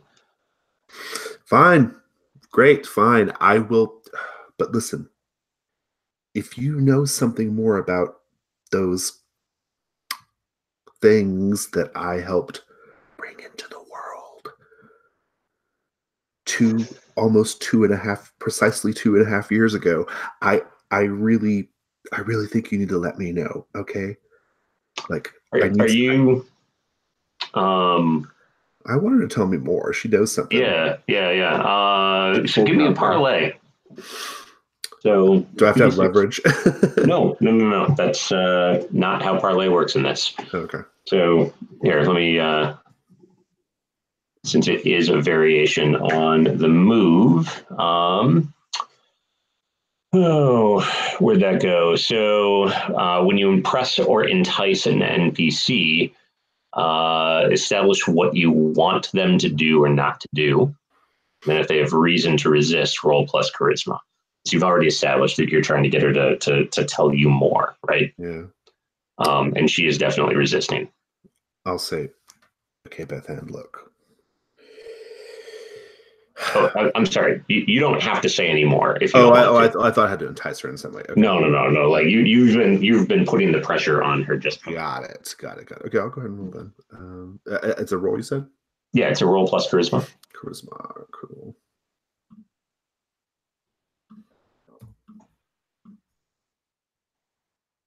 Oh yeah, I think that's an 11.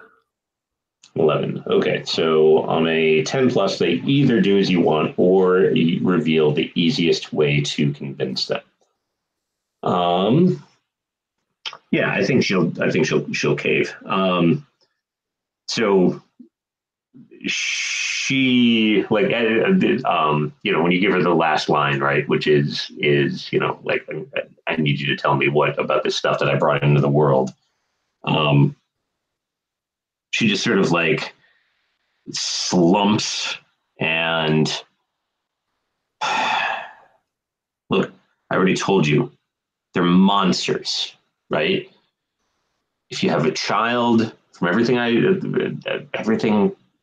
that my mother told me, everything that we've always mentioned or chatted about when we have met,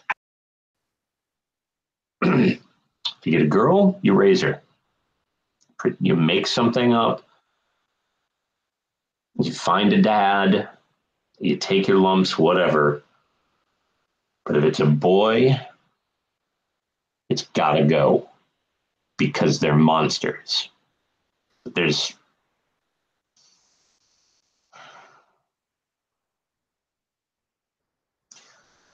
do you remember Nanzel? No. She was one of the witches. She was one of the women that you delivered Hillfolk. Oh, yeah. She had. I remember her. Yeah, she was. Yeah, despite the whole giving birth thing, she was a pretty nice looking young woman.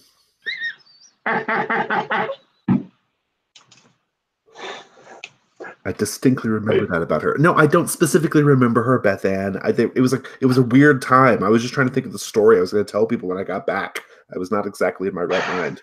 Well, anyhow, remind me. She was. Well, anyway, she had a son. Okay. And everyone knew what had to be done, but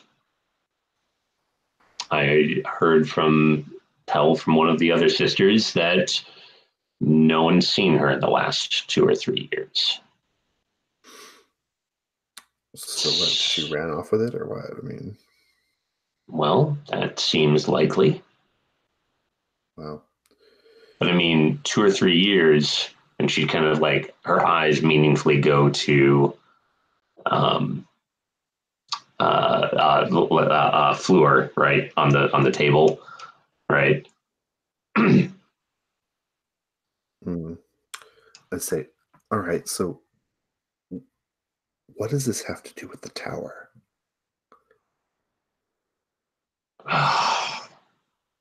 And she kind of sighs, and let's cut the scene for right there.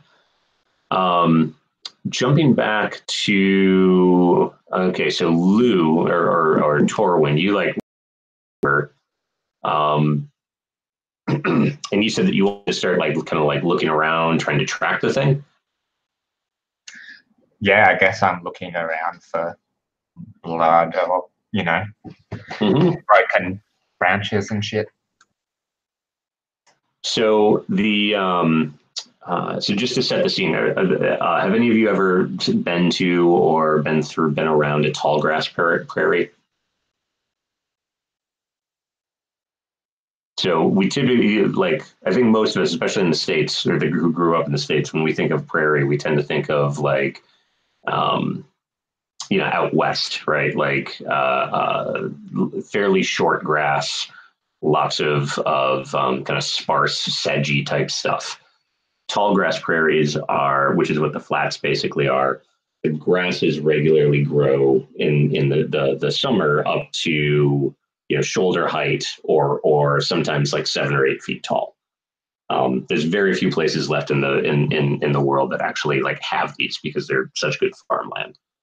But after the winter and after like especially a dry winter like this one, what you've got to kind of imagine is like a sunflower patch almost, right? With those like long, tall stalks just sort of like shooting up for miles and miles in all directions, with like little sedgy or like little like broken, dried out brown grass all around. And you're It like, sounds you're like sort of- a good like kind of thing to track something through, right? Though if it's like Mhm. running, Yeah, like yeah, exactly. like Something. a smash path. Absolutely, absolutely. Something like once you kind of get out there and start looking about, like, well, first of all, you make a ton of noise moving through here, and you just, unless you're very careful, just because there's dead grass and like snapping things every step you take. But yeah, if you, it definitely would be a fairly easy thing, I think, to track. Um, are you in a rush, or are you just sort Yeah, of I'm like running. you're running? Okay. I'm recklessly running through the grass. Okay. In that case, I think that this is going to be I think I'm going to handle it as a defying danger with wisdom. Because you're using your senses to try and find this trail. I like that it's kind of a saving throw against stupidity. Yeah, that's largely where I was going. The other thing I'll point out before you roll, like the danger, of course, is that you just don't find the trail. But the other danger is I get murdered in the grass. well, there's that, right? If it's still out there, you're definitely going to draw its attention, or potentially draw its attention. There's also one of the most common predators out in the flats are these things called hunting drakes, which are dog-sized drakes, right? Like two-legged. Basically picture like small velociraptor type things, right? That basically they just like scurry through the grass and hunt in packs. Sounds like a fun time. Mm-hmm. I rolled a 7 this time, and I've got a +0, so Okay, so 7 success. Yeah, so the worst outcome, a hard bargain, or an ugly choice. So I think that you can find the trail, but it's going to take a couple of, like, you're going to have gone a considerable distance away from town and basically be isolated by the time you pick up on the trail. Perfect. All right. So maybe after like an hour or so of just sort of running around and running through this stuff, kind of zigzagging back and forth, you come across it's not as pushed down and like stomped through as you might expect. But there's definitely like a path that something has run through here. And it is heading straight to the south. Not straight, but it's like a beeline in the direction of where you know that if you kind of just keep going for like another 9 hours or so, that's straight in the direction of the ruined tower. And I think Torwen would be aware of that. Like, you might have to come find me there. Yeah, I'm gonna keep going. I mean, I think now that the adrenaline is probably dropping off a bit, I think I'm playing that scene back of Winnie, the way that Winnie looked at me when I was like, I winked at her, and I was expecting at least a bit of a sign that, like haha, this will give everyone something to think about. I'm like, wait a second. So I think like I might delay going back to town for a little longer. Sure. All right. And Winnie, when Torwen like leaps over the thing, you got a bunch of people who are basically ready to like, what? They were definitely like looking at you like, oh, oh, okay, that's what we're gonna do. And then, boom, he's gone. And the crowd at that point was sort of again like looking to you to sort of see what happens next. You got this moment where you can still sort of take control of things. I say, well, first of all, would there be anyone in the crowd who would be good at like running and getting him, and if there's not, or is scouting to see where he goes, I'd like to trail him at a distance, and if not, I would command. In any case, I tell everyone that there's going to be a curfew tonight past midnight, and that if I see I'm going to be walking the streets tonight, and if I see any commotion or something strange happening, I will be aware of it, and I'm going to be going to door to see if anyone has information about what's happened. And I post a wanted notice for our friend Torwen on the village hall, and make. I mean, this is a serious situation. Someone's died. I want it to kind of be a named character if possible, just so it hits him emotionally. But Anwin isn't here, so I don't want to mess with Anwin's folks. Yeah, I actually knew who it was going to be that was dead, and it's Vasil's dad. Vasil? Vasil, so Vasil, your cousin, so it's your uncle. Okay, it's my uncle.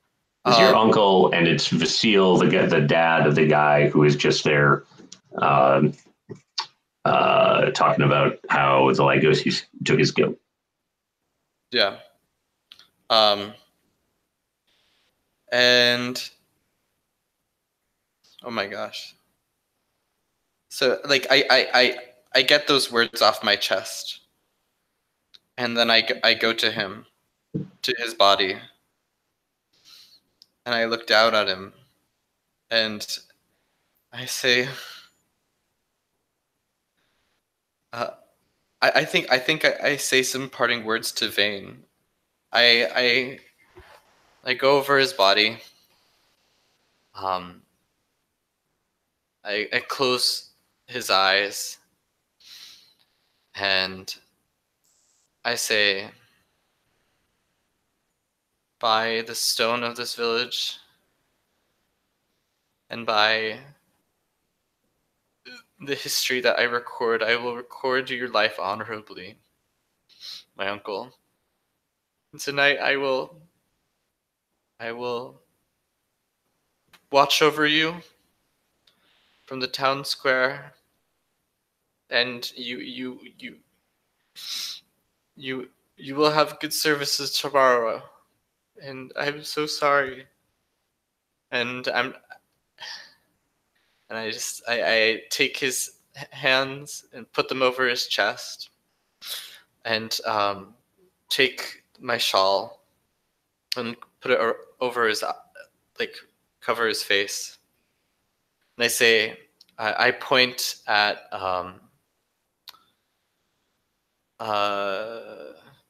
Vane, who's there, and say, Vane, help me bring Uncle Vay to. That's too close. How about help me bring him to my place. There's a chamber where we can put him, and for repose. And I'm so sorry. Oh my. And you're saying this to his son? Yeah. Okay. Yeah, he looks kind of like white as a sheet, right? Just pale. All the blood's kind of like flown out. But like having a task to do, and like the fact that you've covered the carnage seems to help. And so the town kind of like snaps into action. A couple of folks like jot up onto the old wall and start looking around. Mhm. But there's no one that's really like, no one is gung ho. No, About trailing Torwen. yeah, like for all sorts of reasons, right? Like Torwen is the most dangerous human being that any of them have ever met. B, he might be a monster, and C, he just ran out into basically the wilds. So, um, yeah, I mean, you might be able to find someone who's willing to go. But probably the better path would be getting someone who is a tracker or someone with hounds. Right.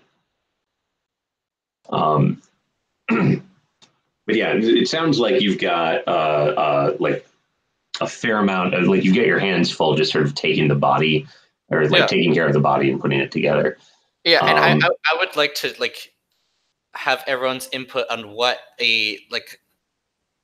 burial ceremonies are like around here, if possible.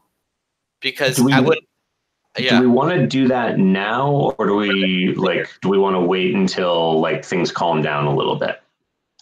It could even be a few days, right, that the family has the body and cleans the body and stuff. Like we could probably see it. Like we could see it after that's all happened, I guess. I think at the very least there's an evening of repose for the body, which is complicated by the fact that there's going to be a curfew after midnight. So a curfew after midnight, by the way, is not in a small agrarian society like this. A midnight curfew is no big deal. Yeah, which is why I think it's fine. Yeah. Although I read a really interesting article about sleep in the Middle Ages recently, and apparently people just got up and did shit in the middle of the night when they woke up and walked around and shit. They didn't have from 2 to 4 in the morning. You would get up and like you would do stuff and then go back to bed. Then people would have like sex in the middle of the night or go do some work because it was cool, or like I'll send you the article. It's pretty fascinating. Huh. That is interesting. Okay. So a midnight curfew it is. Are you gonna keep the watch and like cancel the watch tonight as well, or will there still be people manning the watchtowers? I think the watchtowers are a necessity, and I'm going to be walking the streets. Cool. Yeah, because I can't mourn for too long. Okay, so you spend some time bringing the body back and getting it ready for repose, and sort of just people are kind of naturally coming to Winnie and asking questions like, "What do we want? What do you want to do?" In the meantime, jumping back to Colwyn, so we just sort of like left off, and I'm sorry, I'm actually blanking on what the last thing was said in our conversation. I just wanted to know if she was going to tell me more about what the tower had to do with any of it. Oh, right.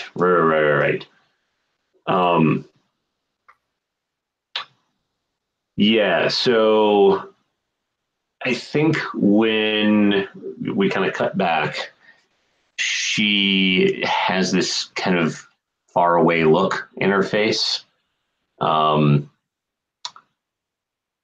Like you mentioned at the beginning of the session, right? She gets this sort of off deep memory, not quite entirely here look when you bring up the ruined tower. And then she kind of like blinks and shakes her head out of it.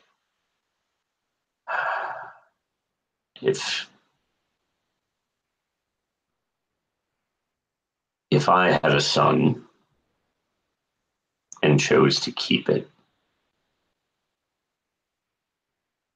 it's where I'd go.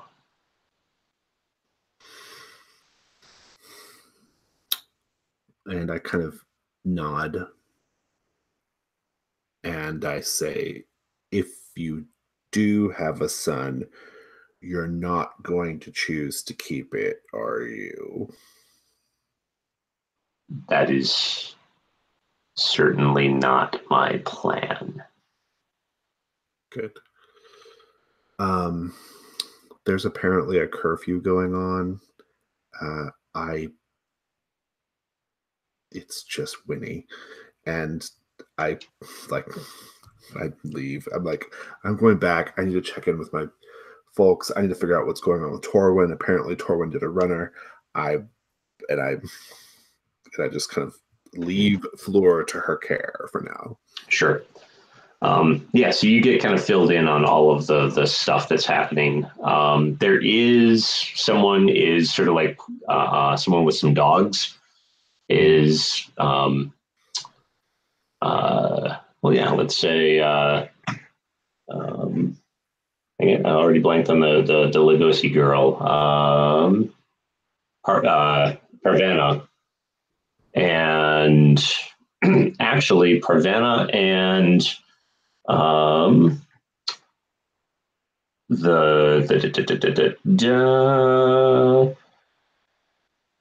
and Cadmore, and strangely enough, Goff, the Smith, right? They're starting to they're kind of like starting to talk about putting together a party to go after whatchamacallit. I think I want to dissuade them Torwen. from this. Yeah, I want to dissuade them from this if I can. I will say. How do you think? I'll say. So here's the thing. I was raised with Torwen. Very, very few people know Torwen like I do, folks. And let me tell you, when Torwen doesn't want to be found, he does not want to be found. If you go sneaking up on him, especially with a dog, you know what happened when he was 5 with the dogs. Well, you don't because you're not from around here, right? But you know, I say to the Smith, and I don't think the Smith actually knows what I'm talking about, but and he just like nods, baby. I'm like, so I think it's best if you let me go deal with Torwen. I have developed kind of a brotherly sense. I can find him very quickly. I can get him to come back here and to face Winnie's justice, and then we'll deal. I am not even going to have you roll on this because they have no cause to resist, right? Like, you're offering to go and do the dangerous thing that none of them want to do. Yep. So yeah, they basically are all like, oh, okay, yeah, that sounds good. Thanks, Colwyn. And start to back off. All right, good. Great. Is Winnie around? I think she's by the Chronicle, or her house. I'll go find some gore. Yeah, I'll go find Winnie. Okay. I'll say so. Knocking on door. Yeah. So, Winnie, are you still like at your house taking care of your uncle, or are you like have you sort of like assigned that task to someone else, and now you're going around and interrogating people, or something else? Yeah, I think I've just put my uncle down and done initial rites over him. As starting bring him through to the other side, get him that boundary. And I say some water. And we're only getting like every other word that you're saying. Tell me what. And I Yeah, I'm not hearing Ben. Ben?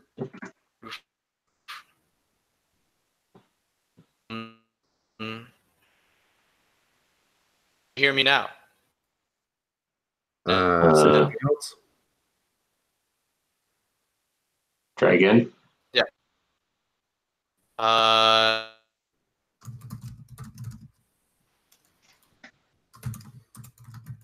okay.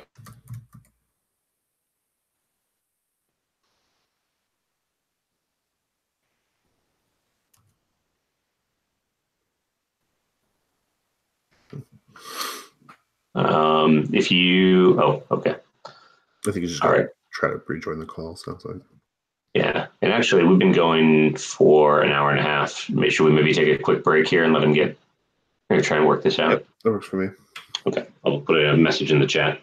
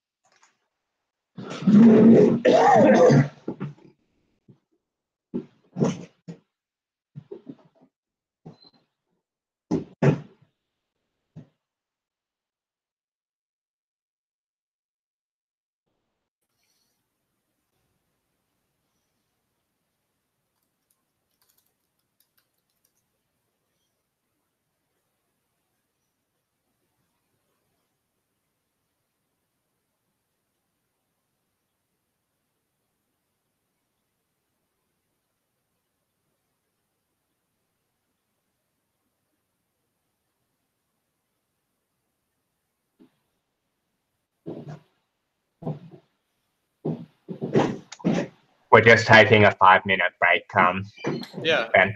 So you know, did you see the message? Thank you. It sounds better now. Okay. I'm so sorry. It happens. Is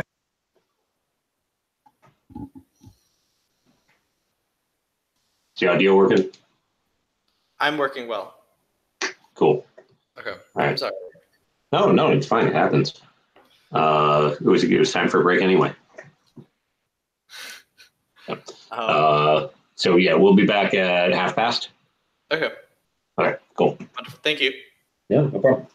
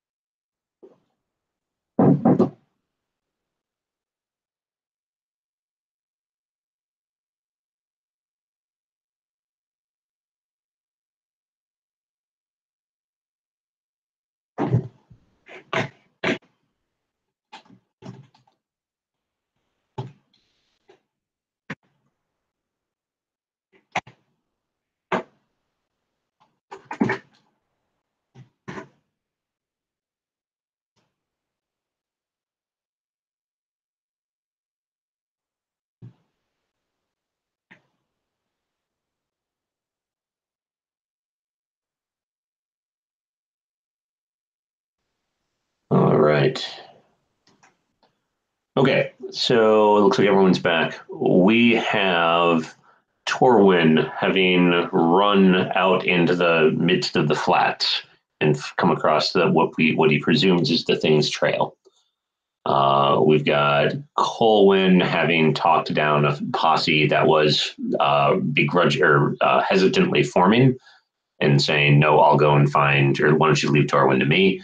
And we've got Winnie doing the initial set of rites for her dead and brutalized uncle. So, Winnie, you were telling us something about the first threshold. Yeah. So I think I pass Colwyn a bucket, and I say, "Help me get some fresh water." And as I start walking to the well, and I ask, "Are we going to have to perform rites for Fleur as well tonight?" No, she's going to be fine. I actually came to get you because you're going to come with me to get Torwen back. Really? Do you think he'll trust me at this point? The situation's a little more complicated than all of that. I think there are matters, there are things going on out there in the direction that I believe Torwen is probably headed based on some information that I have, and it could use somebody with a little bit more knowledge of the way, your specialized knowledge, such as it is, could be helpful. Colwyn, you're a flatterer, Nope, not flattering you at all. Not one bit. You're always telling me nice things about myself. I don't do that ever, actually. But right now, I need you to tell me straight out what I'm going to be facing if I go with you. Because right now, the village needs to be organized. I need to perform rites for my uncle. And if I'm to go with you to a man who's suspicious of me, I need to know the truth from your perspective. Or like what information you have that would take me from this situation. Winnie.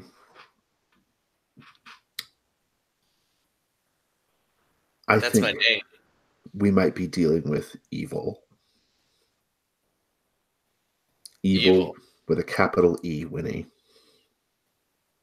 And do you know this because you have contacts? Have you seen something in the woods? Who told you this?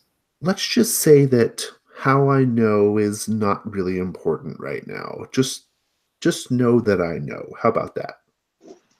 And I take your arm and I kind of like go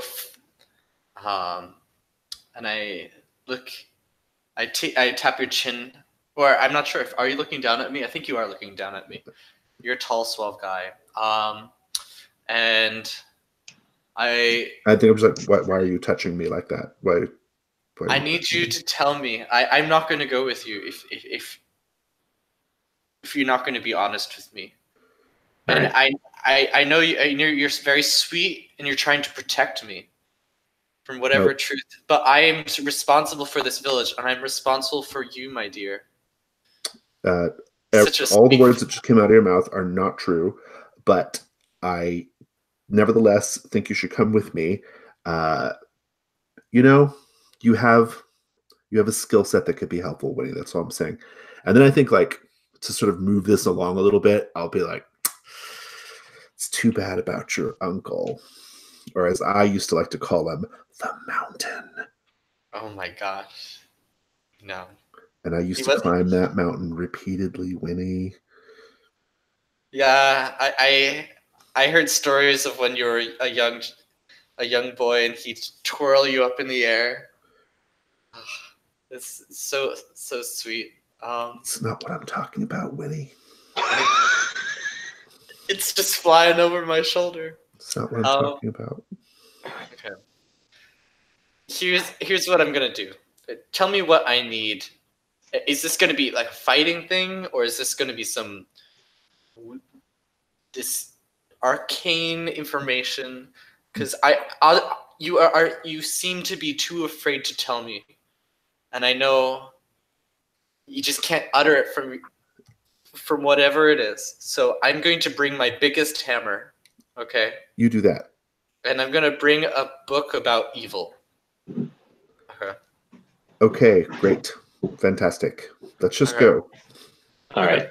So it sounds like you guys are heading out, and this is going to get into the outfit move. So the easiest way for me to explain how outfitting works in this is if I can get you to all take a look at the character keeper. Yep. Around on line 46, you've got an inventory section. And so on that inventory section, there's a pick, right? And so basically you don't really need to pick all of your items in this case. What you do is you say, I'm taking a light load, a normal load, or a heavy load. Light is, yeah, I'm sorry, you can see descriptions of each one right there. So Winnie, if you are planning on bringing your hammer, you'll notice that under the light load, you can't have any big items, and your hammer is definitely big. So basically, you are just, it's a question of are you going to take a normal load or are you going to take a heavy load? Right. And you'll notice that a heavy load. Okay. So I'm going with light load. Do note that if you choose and I'm sorry, I'm clicking on your character sheet. If you choose the heavy load, you are going to be noisy, slow, hot, and quick to tire. That feels right for the scene. I think you should do it. All right. Like you've hung a bunch of books and stationery with you. And Yeah, stuff, exactly. right? I think I think I see you gathering up all this shit, and I'm like, he hasn't gone that far, Winnie. We're not like this is not. But okay, that's fine. Yeah, Colwyn, I don't know what to expect. Okay, you're not being true with me. Winnie, I'm just, I'm not sure. It's not that I'm trying to hide something from you, Winnie. It's just I'm not really sure you're capable in terms of your mental faculties of processing the vastness of what is really going on here. And so I'm trying to keep it really simple. I wish you would keep it more simple with all the stuff you're bringing, but apparently that's not going to happen. So let's just push through this and go. But I don't think you need to bring. I really don't think you need to bring a cooking pot. That does not make any sense in this context. We're not going to be gone that long. Okay, if I'm not going to bring the cooking pot, I'm at least going to bring my herb bushel. Okay, because there's some herbs that we can use for tomorrow. Okay, and if we're going to go out, I'm going to be looking for some herbs. Okay. This is a lot of focus. Also, how much reading are we going to be doing by moonlight tonight, Winnie? You never know when you need it. This is a history of the Southern Kingdom, and its rise and fall. And this is a book about evil. It's a bunch of children's stories from the area. Okay, this is a book about herbs. And we're going to cut at this point. All right, so Torwen, you are out in the flat. There's little like there's a southeasterly wind, kind of like constantly blowing. It's dry because there's been no snow over the summer or over the winter, and the spring just hasn't really brought any relief of rain. That lightning storm that you got, that lightning bolt that you got hit with last night, thinking about it now, where the hell did that come from? Because there was no storm, there was no, maybe there was some heat lightning going up above, but there is definitely none of this. I read an account the other day of a girl getting struck by lightning from a storm that was 9 kilometers away. It just full arced out. That's crazy. That's nuts. All right. So the trail that you have found is, like I said, it's heading basically right out of town, heading back towards the ruined tower in that direction. But the ruined tower is probably normally if someone was going to go to it, they'd take the road out of town to the crossroads, and that would be 2 or 3 hours, and then it would be another 4 or 5 hours overland to get to the ruined tower. The path you're going, if you booked it, you could maybe, and didn't run into any trouble and you didn't get lost, getting to the ruined tower would probably, for you, you're a healthy guy, right? You could probably make it there in a 6-hour run. Yeah, I think I'm doing that. Actually, I'm sorry. It'd probably be more like a 4-hour run, but you would be fucking running right through. Yeah, I think what I'm doing is that long distance scout run, where you run for 20 or 30 paces and then walk for 20 or 30 paces and then run. A way to cover large distances kind of quickly without messing yourself up. So you're definitely going with whatchamacallit, you're going for speed though, not necessarily for stealth. Oh yeah, I'm not thinking at all about stealth. Okay. So after about, I'd say another hour or so, just doing that, a couple of things that, yeah, no, not really even. You do. You come across, you actually spot, or as you get close, you see a number of crows take off and go kind of scattering around, or not even very far, right? Crows typically they'll often just go just as far as they need to get out of your way. Yeah. As you get towards where they were nested, or where they were around, you spot kind of just off of the trail. There's a splash of red on it. Actually, it's probably not even red anymore, but you spot what they were around, and it is a deer carcass. Is just similar sort of thing where there's a just torn, right? Like the limbs are bent in ways that they should not have been. There's big chunks of meat that have been taken out of it. It's just nasty. And of course, the crows have been going to town on it as well. Excellent. I'm gonna run up to it, try not to vomit again. Mm-hmm. And then I'll get the knife off my belt and cut some meat off, because I did run out of town without any food. Then I'll cut a haunch of chewed up, smashed deer meat. So if you're getting in there, I think you would probably notice that around at least a couple of the spots where like big chunks were taken, not only was there like like the actual like what you're guessing is a bite of some sort, but around the bite wound, the flesh is also somewhat cauterized. That's disturbing. I'm gonna sniff the meat and see if it smells safe to eat. Sure. Yeah. I mean, like, befouled in some way? say that again. Has it been befouled in some way? Not really. Like, it's not like like you don't smell anything wrong with it. It actually just seems like someone playing with their food. I'll try to get a hunk of meat that's been the least taken by a demon child. Fair enough. Yeah, no, you can definitely like pull off a like a haunch of. I've got a haunch of deer over my shoulder, and then I think I'll actually move a bit carefully now. Like this is where the crows and stuff were, right? This is where I scared them away from they were all against me. Yeah.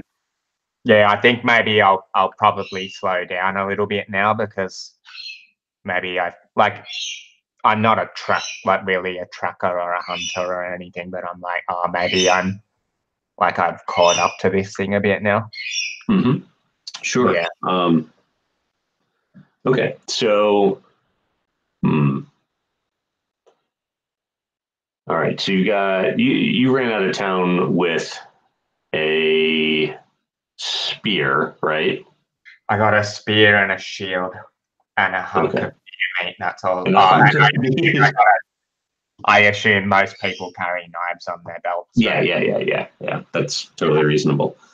Okay, so you've got like a shield slung across your back or maybe on your arm. You've got your spear.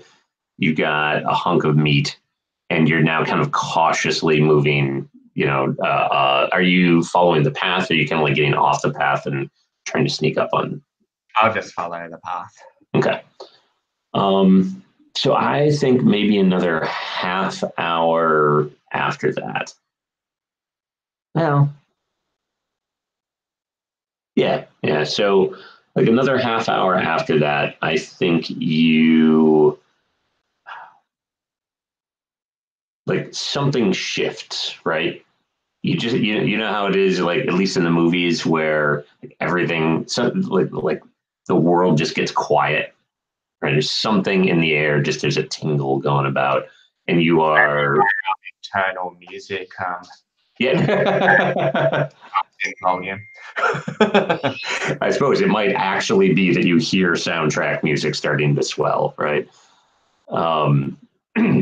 Yeah, and you just like you feel like you're not alone out here anymore. I'm gonna yell out. Just like, hey, or you out there? Stop hiding. Who's out there? Okay.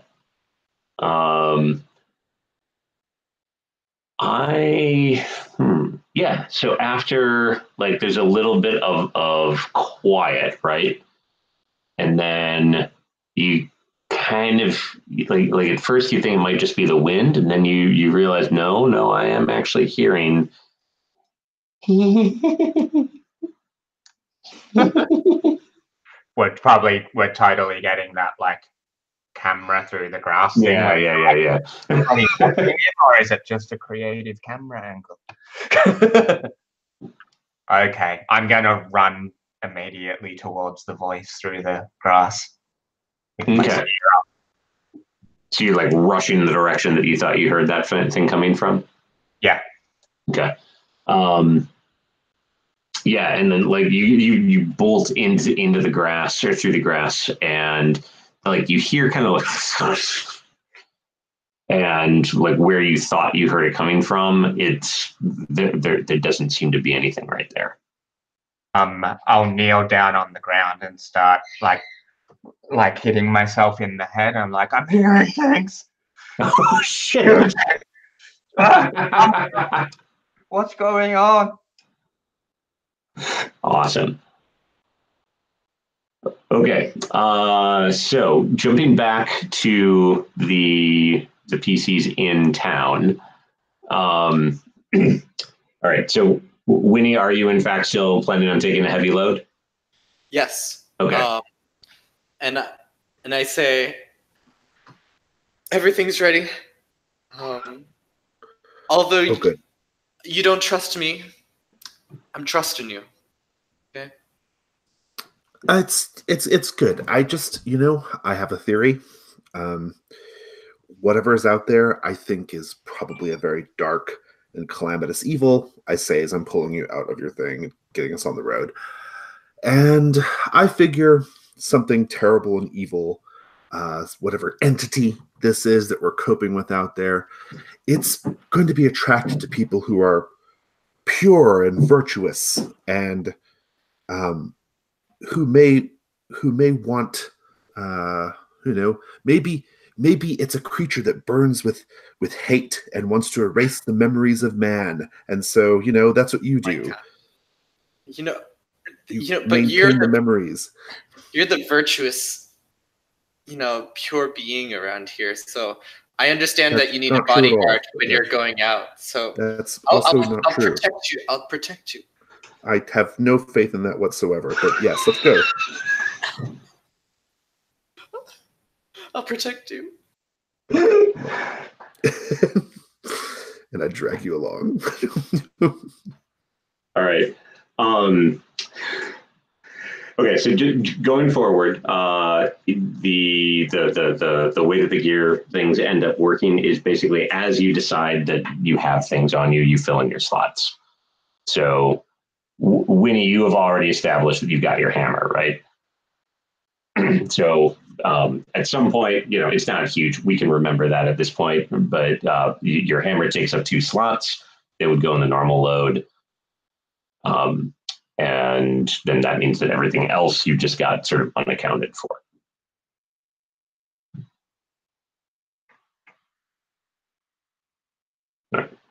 And I think you are filling in Onwin's column right there.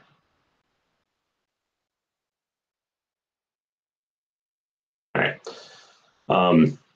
Okay, so the 2 of you start heading out. Are you planning on following the trail, like the path where Onwin ran off, or are you just going straight to the tower? I'm going to the tower because I know what happened. Like I feel like Okay. I know what's happening, and I'm putting 2 and 2 together. It does not take a genius to sort this out, and I think maybe even I like the idea of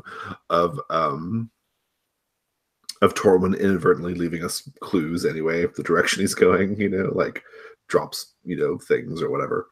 And so I'm just heading to the tower. Okay.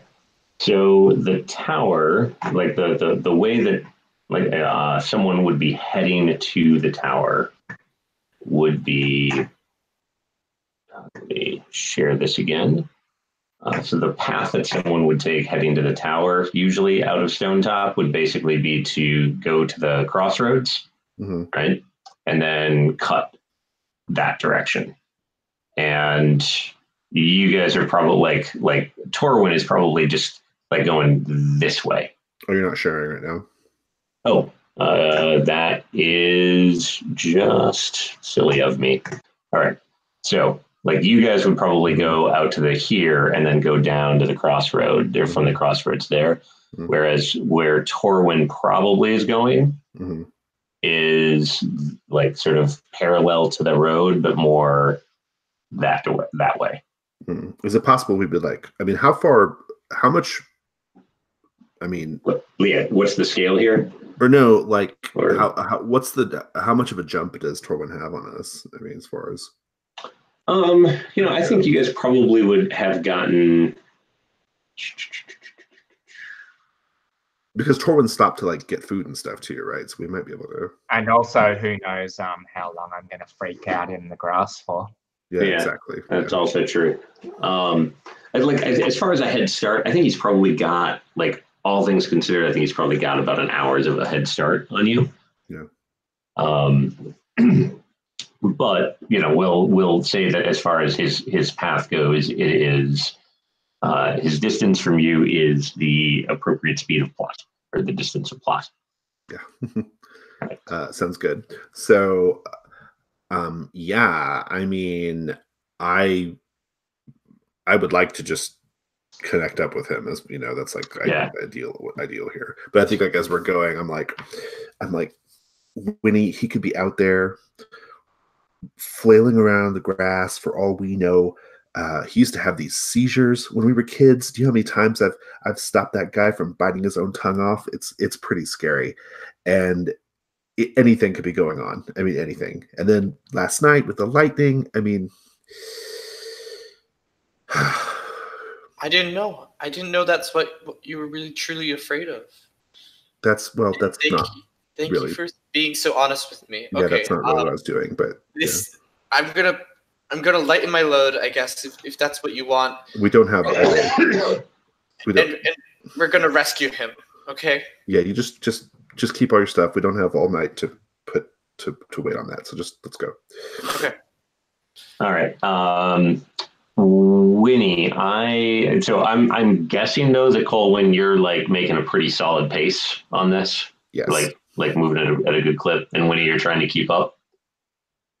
All right. I want to just say out of character, I do legit believe the monster might be attracted to Winnie, and I'm using Winnie as bait. Okay.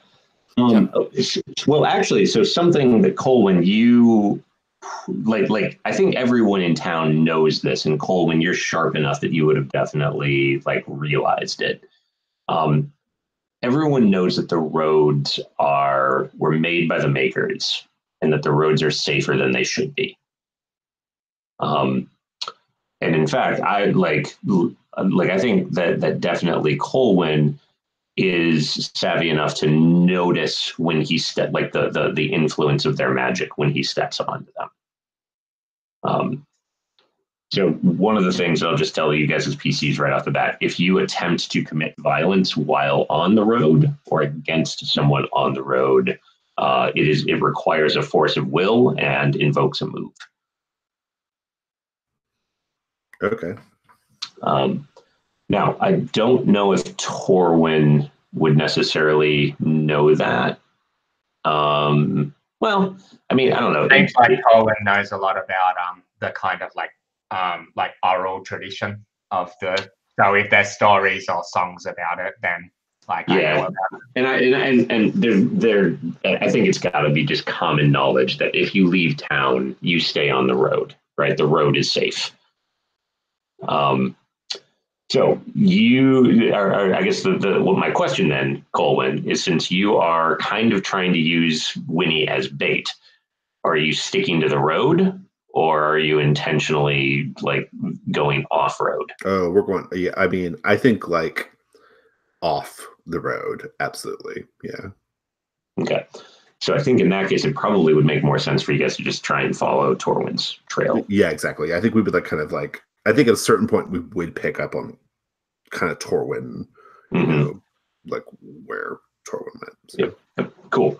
Okay, Winnie, I am going to ask you to defy danger with con, though, for trying to bushwhack while carrying probably 40 to 60 pounds of gear. Can you send the link for the dice roller one more time? Please. Nope. Thank you. So this is 2d6 plus con. Yeah. Which is a 15. So shit.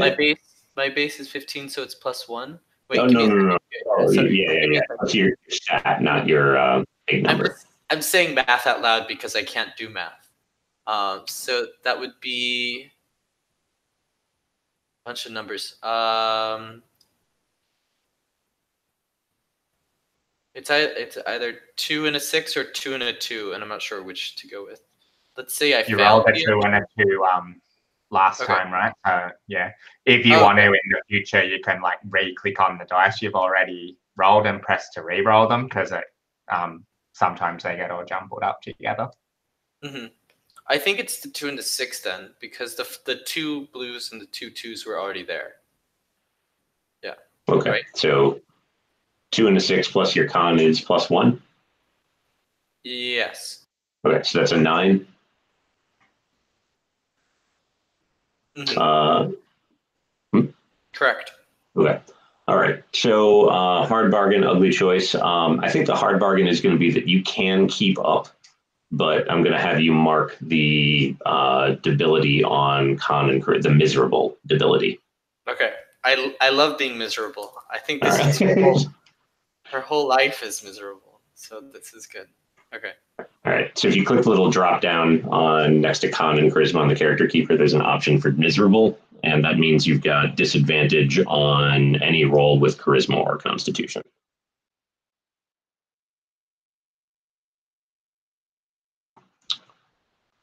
All Thank right. Yeah, no problem. Okay, so you two are just like moving, following on the trail. She is. She is. Yeah. Colwyn is moving like a breeze, right? I think I'm like I could carry some of those books for you, I suppose. Do you? No. It's okay. It's okay. I can do it. I can do it. No, you can't. That's okay. Let's go. All right. Okay, so Torwen, you are like sitting there rocking back and forth thinking that it's, all in your head, right? Yeah, I was thinking maybe, do you use fortune dice in this? I was thinking of like leaving it to some sort of dice to see how long I'm going to because I was actually thinking maybe when Jason mentioned the fits, maybe that's what kind of happens. So maybe time could pass or something. Yeah, no, Do you want me to show? I mean, I can just roll something and tell you how long if you're interested in that. Yeah, do it. Go for it. Okay, cool. Okay, roll so a I die of a fate. Yes, I was going to say the high dice, it takes a long time. Low, it doesn't, and I rolled a 2, so I'm not there for a crazy amount of time. But I'm thinking I'd probably leave behind signs, I draw the signs in the dirt when I have a fit, so there'll at least be some weird signs left behind. Absolutely. I just thought it might be fun to work out if I'm still lying there when they arrive or if I'm gone. Yep. Well, and the grass might be smashed down too, right? Like from where you were. So yeah, totally. Absolutely. Okay, so but with that said, so you are kind of out of it for a little bit, right? You probably don't have a great sense of time for how long you're gone. But what brings you to, or when you come to, I think you are. At first, you think you're falling, but then you realize you're getting dragged. Awesome.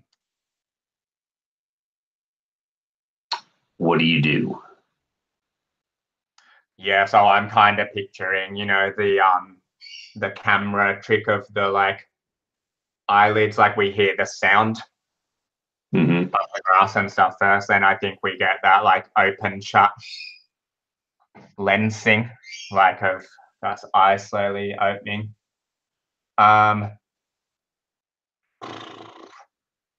Do I still? I mean, I'm assuming I probably dropped my spear somewhere because I would have been holding that.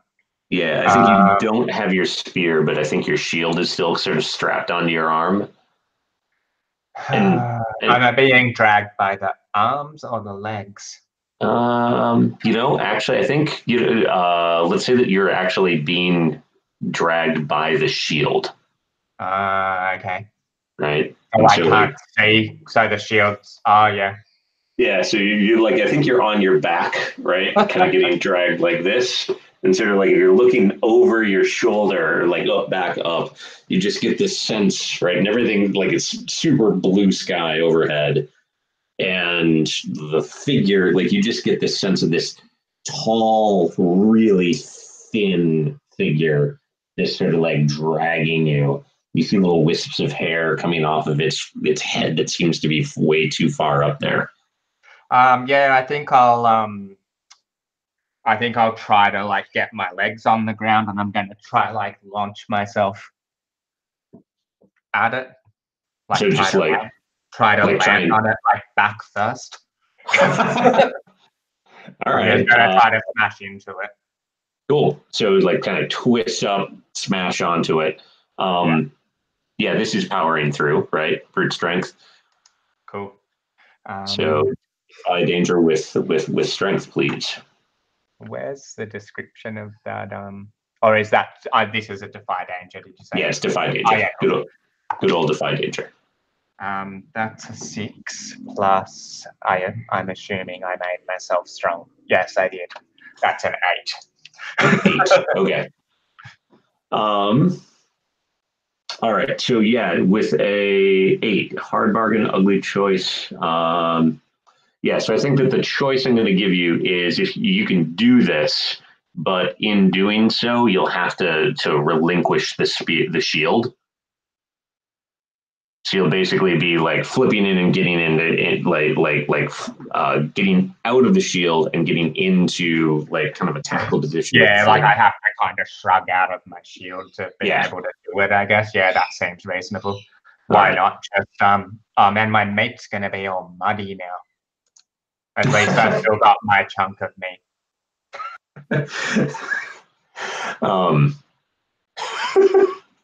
Yeah, so I think the chunk of meat kind of goes flying right as you do this thing too. You can probably find it and get it later. But why don't you tell us like what this move looks like? Yeah, so I think it's surprising the speed that he's like essentially come from unconsciousness to like, where am I? And then gets his boots into the ground and just pushes himself back. And I think, yeah, it's just like he just kind of moves, like shrugs his arm out of the shield as he goes. But I think it's a surprising show of strength, but it's also kind of weird and awkward, right? Like he smashes back first into this thing. So I think like, but he's big, right? So he pretty much like kind of hits it going backwards in the butt and kind of like falls on top of it. And then maybe they're kind of struggling around. Like I don't know what happens after that. Yeah. Okay. So I think like it's like you say, right? And then like it goes down, you go down, and then there's this like quick scramble as you both try and like get to your feet and get into position. And you find yourself looking at like imagine a starving child, except it is maybe 6, maybe 7 feet tall. And its torso is entirely too small for the length of its limbs. Right. And then yes, it has arms and legs and hands. It must be that creature that was described earlier. But the two things that sort of like strike like that's all kind of like just sort of registering as you like sizing up your opponent. The thing that just makes you like go as you're seeing it is one, its claws or like its fingers are which are way too long, are end in these nails that are made of like this kind of pulsating red crystal. And so are all of its teeth. Right? And it's just got this smile like and it has just this mouth full of too many red pulsating crystalline teeth. And you have like your heart your blood just goes. Yeah, this is not good. Right. But meanwhile, back sort of like huffing towards this, we've got Winnie and Colwyn. And you two, I think, get to the point where like you find the remains of the deer, and like, you know, clearly the chunk has been like cut out by someone with a knife. I have a feeling this is the way the Torwen went.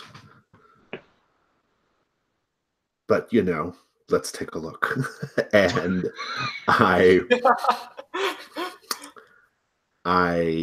actually do have a so one of my Fox moves lets me, like, when I use discern, I'm really good at discern realities, and so I can ask, like, what can I see that no one else does? And so I would actually like to, like, sort of examine the situation a little bit and see if I can learn something that's, like, maybe we haven't seen yet in the fiction, like something that might be helpful.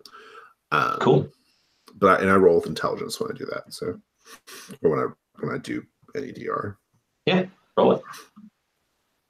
All right. 7, and I assume I just get one question. Unless you have a move that says otherwise. Yeah, no. So I'll ask, what can I see that no one else does? This is a move that I almost always regret writing. All right. So what can I see? What can you see that no one else sees? I'd like to suggest here, just Sure. as a matter of practical concern, it might be good, since my character won't be here next week, it might be good if I see something that causes me to be like, all right, Winnie, you handle Torwen, I'm going to the ruined tower, or something like that, right? Like, so I can have an excuse to be split off from.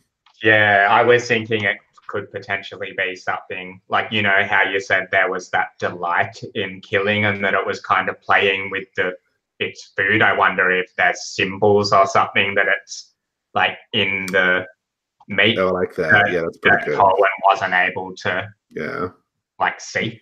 It's a nice bookend to how we started too, with all the guts, like Flora's guts, and me asking Bethan what she saw in Flora's guts. Oh, that's an interesting one. It actually, like, oh, yeah. You've seen Bethan do entrail readings, right? Well, I was kind of teasing her, like I was teasing her because I don't think she really does that, and she even said she doesn't do that, and I don't even think that's a real thing because I'm a man of science. But I think I'm clearly seeing something in the guts that's maybe not even like super, like, I think the reason why I can see it, the question is that no one else does. Like, the reason why Winnie doesn't notice it is because I'm the only one who's got that on my brain right now. Like, guts tell me things, you know. Is it like a marking on like the tongue of a deer, or is it like, is there like a physical object inside, or do the guts like spell out something? I think it's a physical object. I think that you find, not in the deer itself, I think you find sort of off, like a little ways away, covered in a bit of gore, you find a key. Oh. On a on a snapped string. Does it match my key that I allegedly got from the priest, but was given to me from the witch? It does. Okay. Dun, dun, dun. And that, and the fact that the priest has turned up in town, Marat has turned up in town, this priest that I made up, and now here's this key. Like, it's all like just kind of, it's all like a lot. And I think I'm like so shocked by this and like so stunned by like what, you know, I'm thinking, okay, here's a key. I was given a key by the witches, but I pretended like the key was given to me by this priest that I made up named Marat because I was so good in the sack that he gave up his religion for me. And so he gave me that key. And then Marat turns up randomly. And then these attacks happen. And then Bethan's telling me about the tower. I'm just thinking, I gotta go to the fucking tower. And I turn to Winnie and I say, Winnie, I have something really important to tell you. And when Colwyn is addressing me and he's going to give me his excuse, or whether it's the truth or not of why he's going, I kind of want Winnie to be clued into the fact, like past her kind of rose-tinted glasses. I'm telling you everything, Winnie. You're going to tell me everything. Okay. Oh, yeah. I said, Winnie, I need to tell you something very, very important. Try to keep up, okay?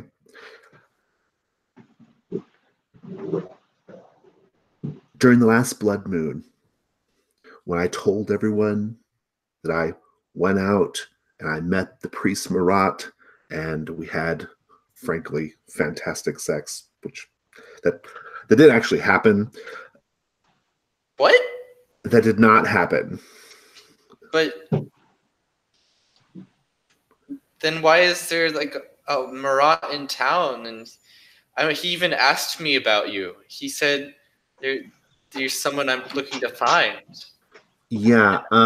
We're gonna put a pin in Marat for now.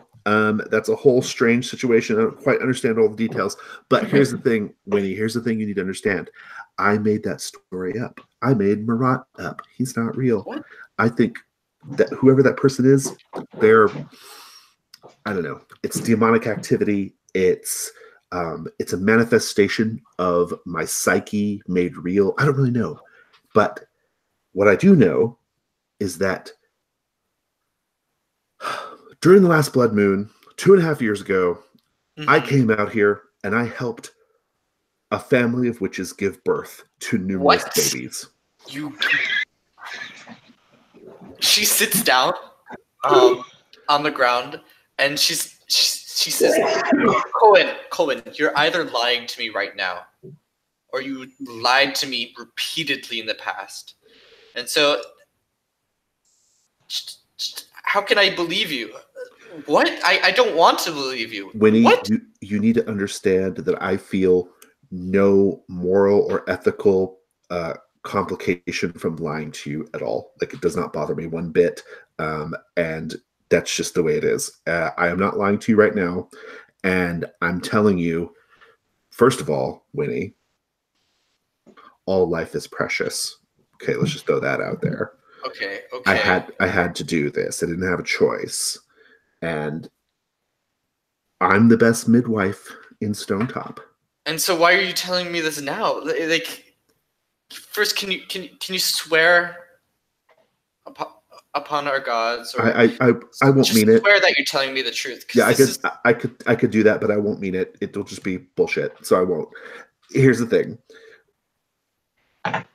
Some of those babies were, how should we put it? Unnatural and frightening. Sure. I want to do the cut on unnatural. Right, and then we cut to the monster attacking. Right, back to the monster. And Lou, Torwen, you're sitting there like just trying to process this utterly unnatural thing. And it just, with an arm like way, way too long, like in a reach far longer than it should have, right? It just like lashes out at you. What do you do? Not get slashed in the face. I want to try. I mean, I'm good at fighting, right? So I've got justification to do cool shit. I think I'll I want to try duck under it, and maybe it's pretty far away from me because its arms are long. I'm gonna try roll towards it and like take its legs out. It might land on top of me. I'm gonna like grapple with it. I'm gonna wrestle it. Okay, so you're trying to like get inside its reach, basically. Yeah. And close in with it. All right, give me a defy danger with Dex. That is a 5. Total? +1, it's a 6. Oh, okay. Well, I'm glad we made that decision or made that change. It is a 6-foot tall demon, baby, and I was struck by lightning last night. I'm not at the top of my game. Well, okay, so let me just take a quick look.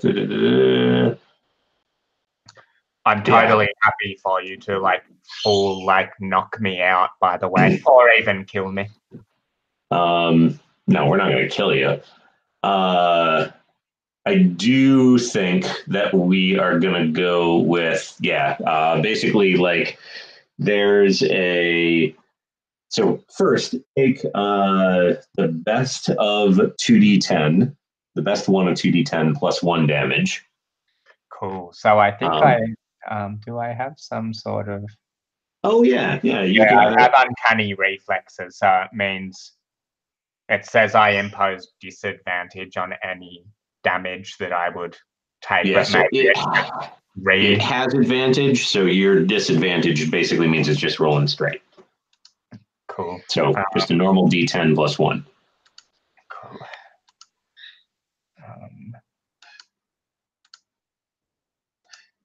Did I roll a d8 by accident? No, that's a d10. 8. Okay. So mark your 8 damage, and I think what we see, is basically you sort of like ducking in and it like grabbing you by the back of your head and then smack down on a rock that's sort of like, protruding out from the field or out in the stones. And then we kind of cut back to the two of you talking about the, what's going on. And right at about that point, Colwyn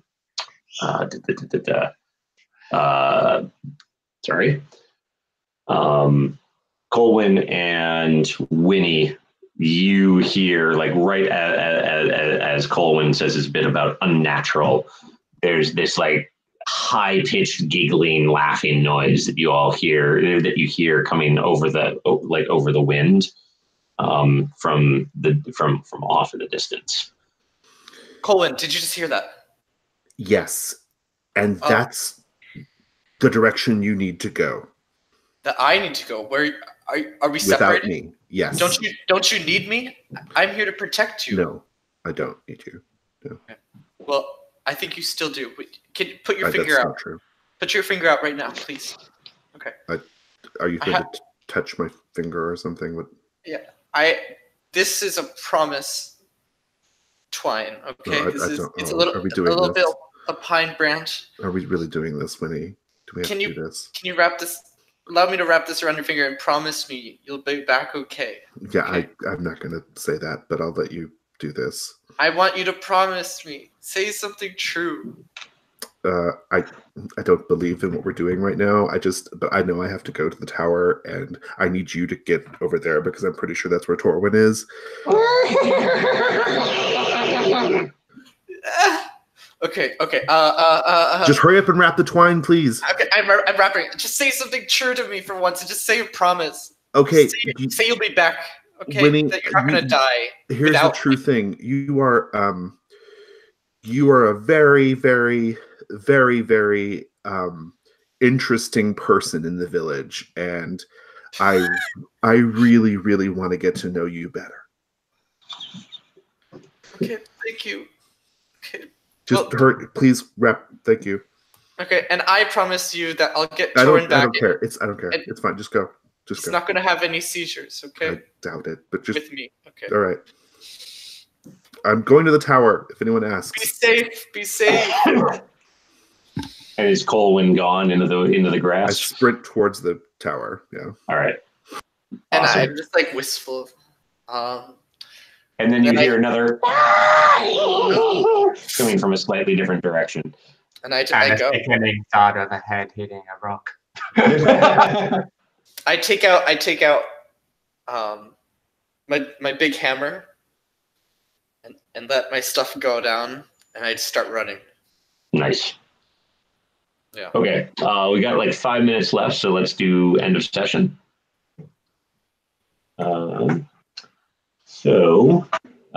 This end of session is on the moves and gear sheet, which I guess I'll just go ahead and read it out. So when you reach the end of a session, Give an example of how you fulfilled the requirement of your drive. And if everyone agrees, mark XP. Wait, say that again. Give an example of how you fulfilled the requirement of your drive. And if everyone agrees, mark XP.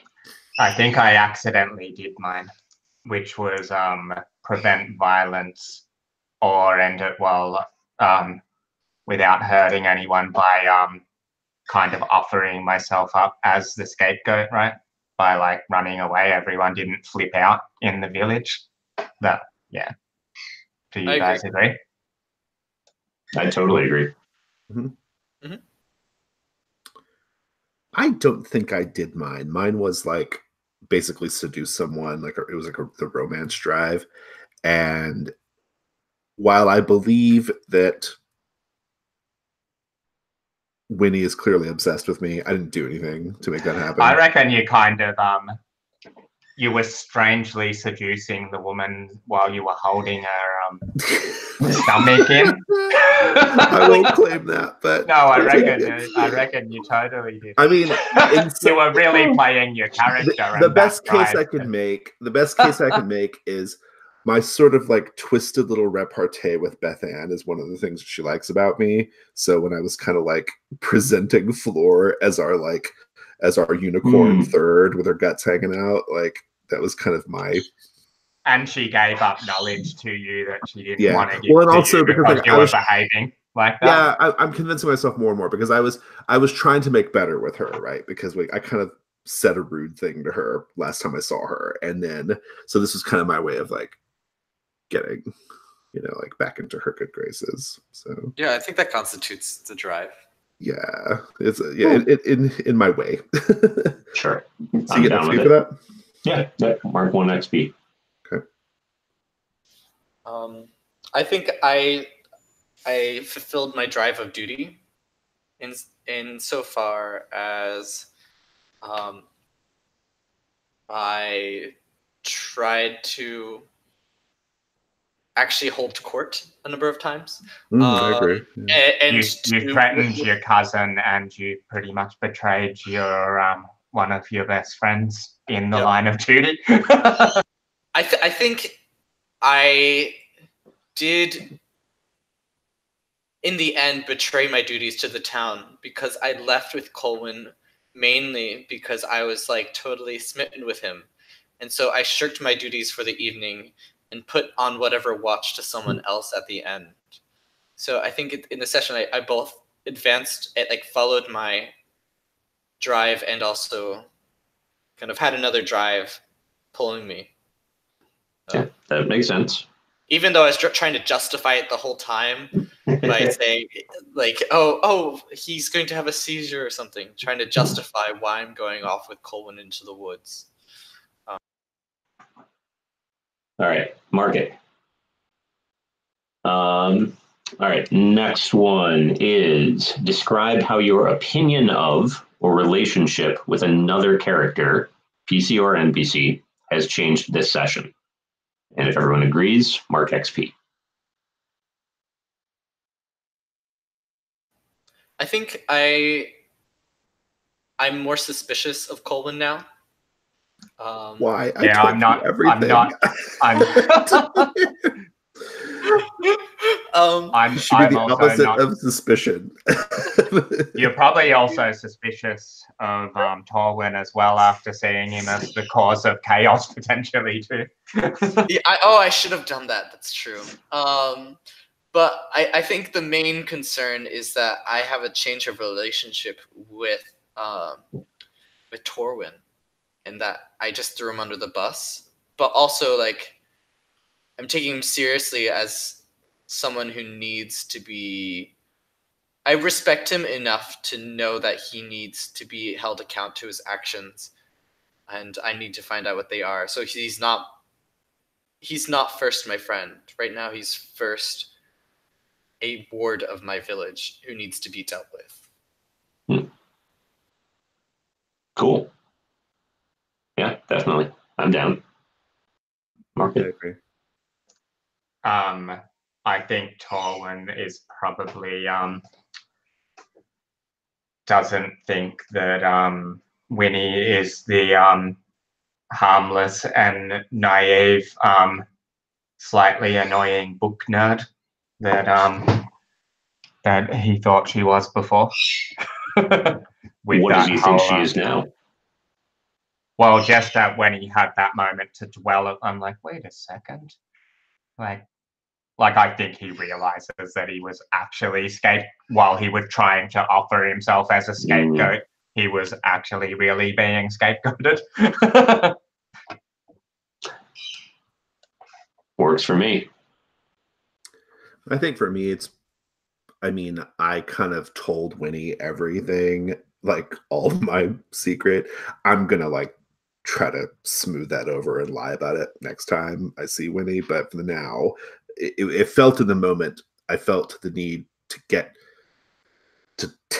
give Winnie what she needed, because she needed some truth. She kept going on about telling her something, so I did. And I also have a better understanding now that Winnie is like really, really into me. I don't think I quite understood that perfectly before. I find the situation completely tragic on her part. And,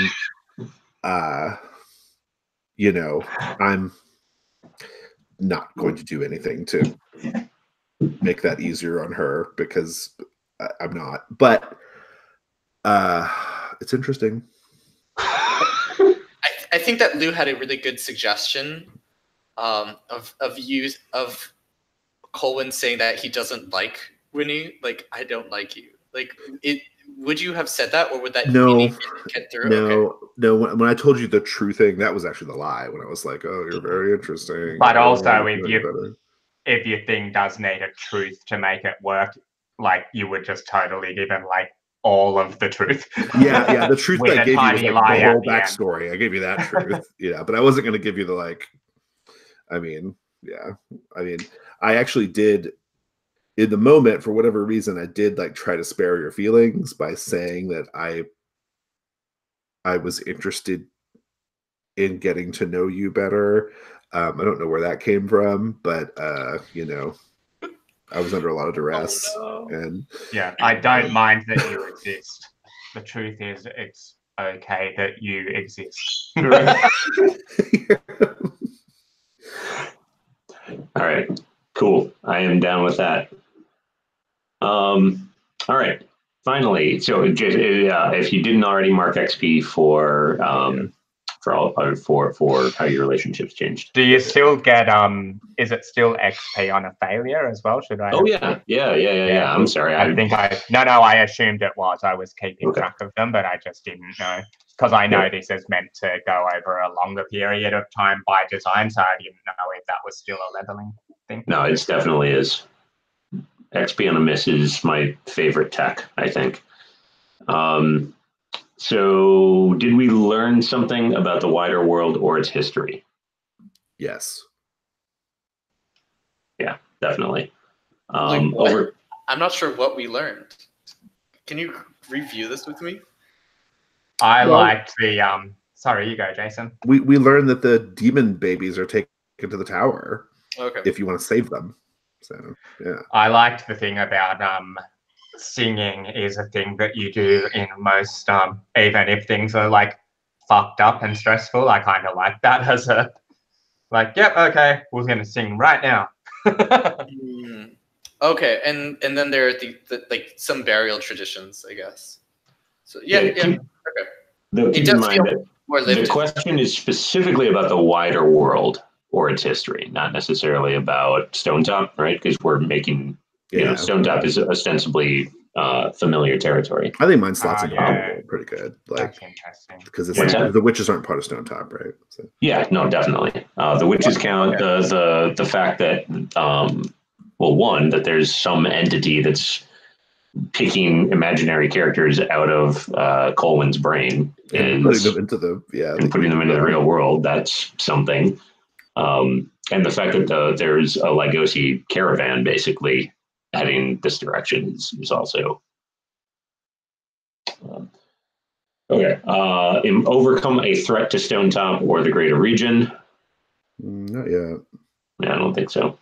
Improve standing or influence with our neighbors. I don't really know what that means in this context. So I don't think we're not familiar with our neighbors. Yeah. Well, it's one of those ones where you know it when you see it. Like, it could be your actual neighbors, right? Like the PC's neighbors, as in fellow people in the setting. Oh, But then that's the opposite because Yeah. yeah, you were like accusing them of goat theft or whatever. Or whatever Yeah, I'm now a fugitive. I'm like a criminal and a fugitive. Yeah, I mean, on the plus side, the town didn't panic, so you know. Actually, those fuckers were willing to shirk their responsibilities by me just saying like 2 sentences to them. Like the town is, I don't know. I feel disappointed in Stonetop, if I'm being honest. Like they should have wanted to go find Torwen. It's absurd. I was able to talk them out of that. Sorry, man. I mean, they might be coming from behind. You know, they're not. They're not. No, they're not. They're fucking lazy, and they're lazy dimwits of Stonetop. All right. Lasting improvement to Stonetop or tangible progress towards doing so? I can't think of anything. I don't think so. All right. So that is the end of session. I'm going to go ahead and stop the broadcast.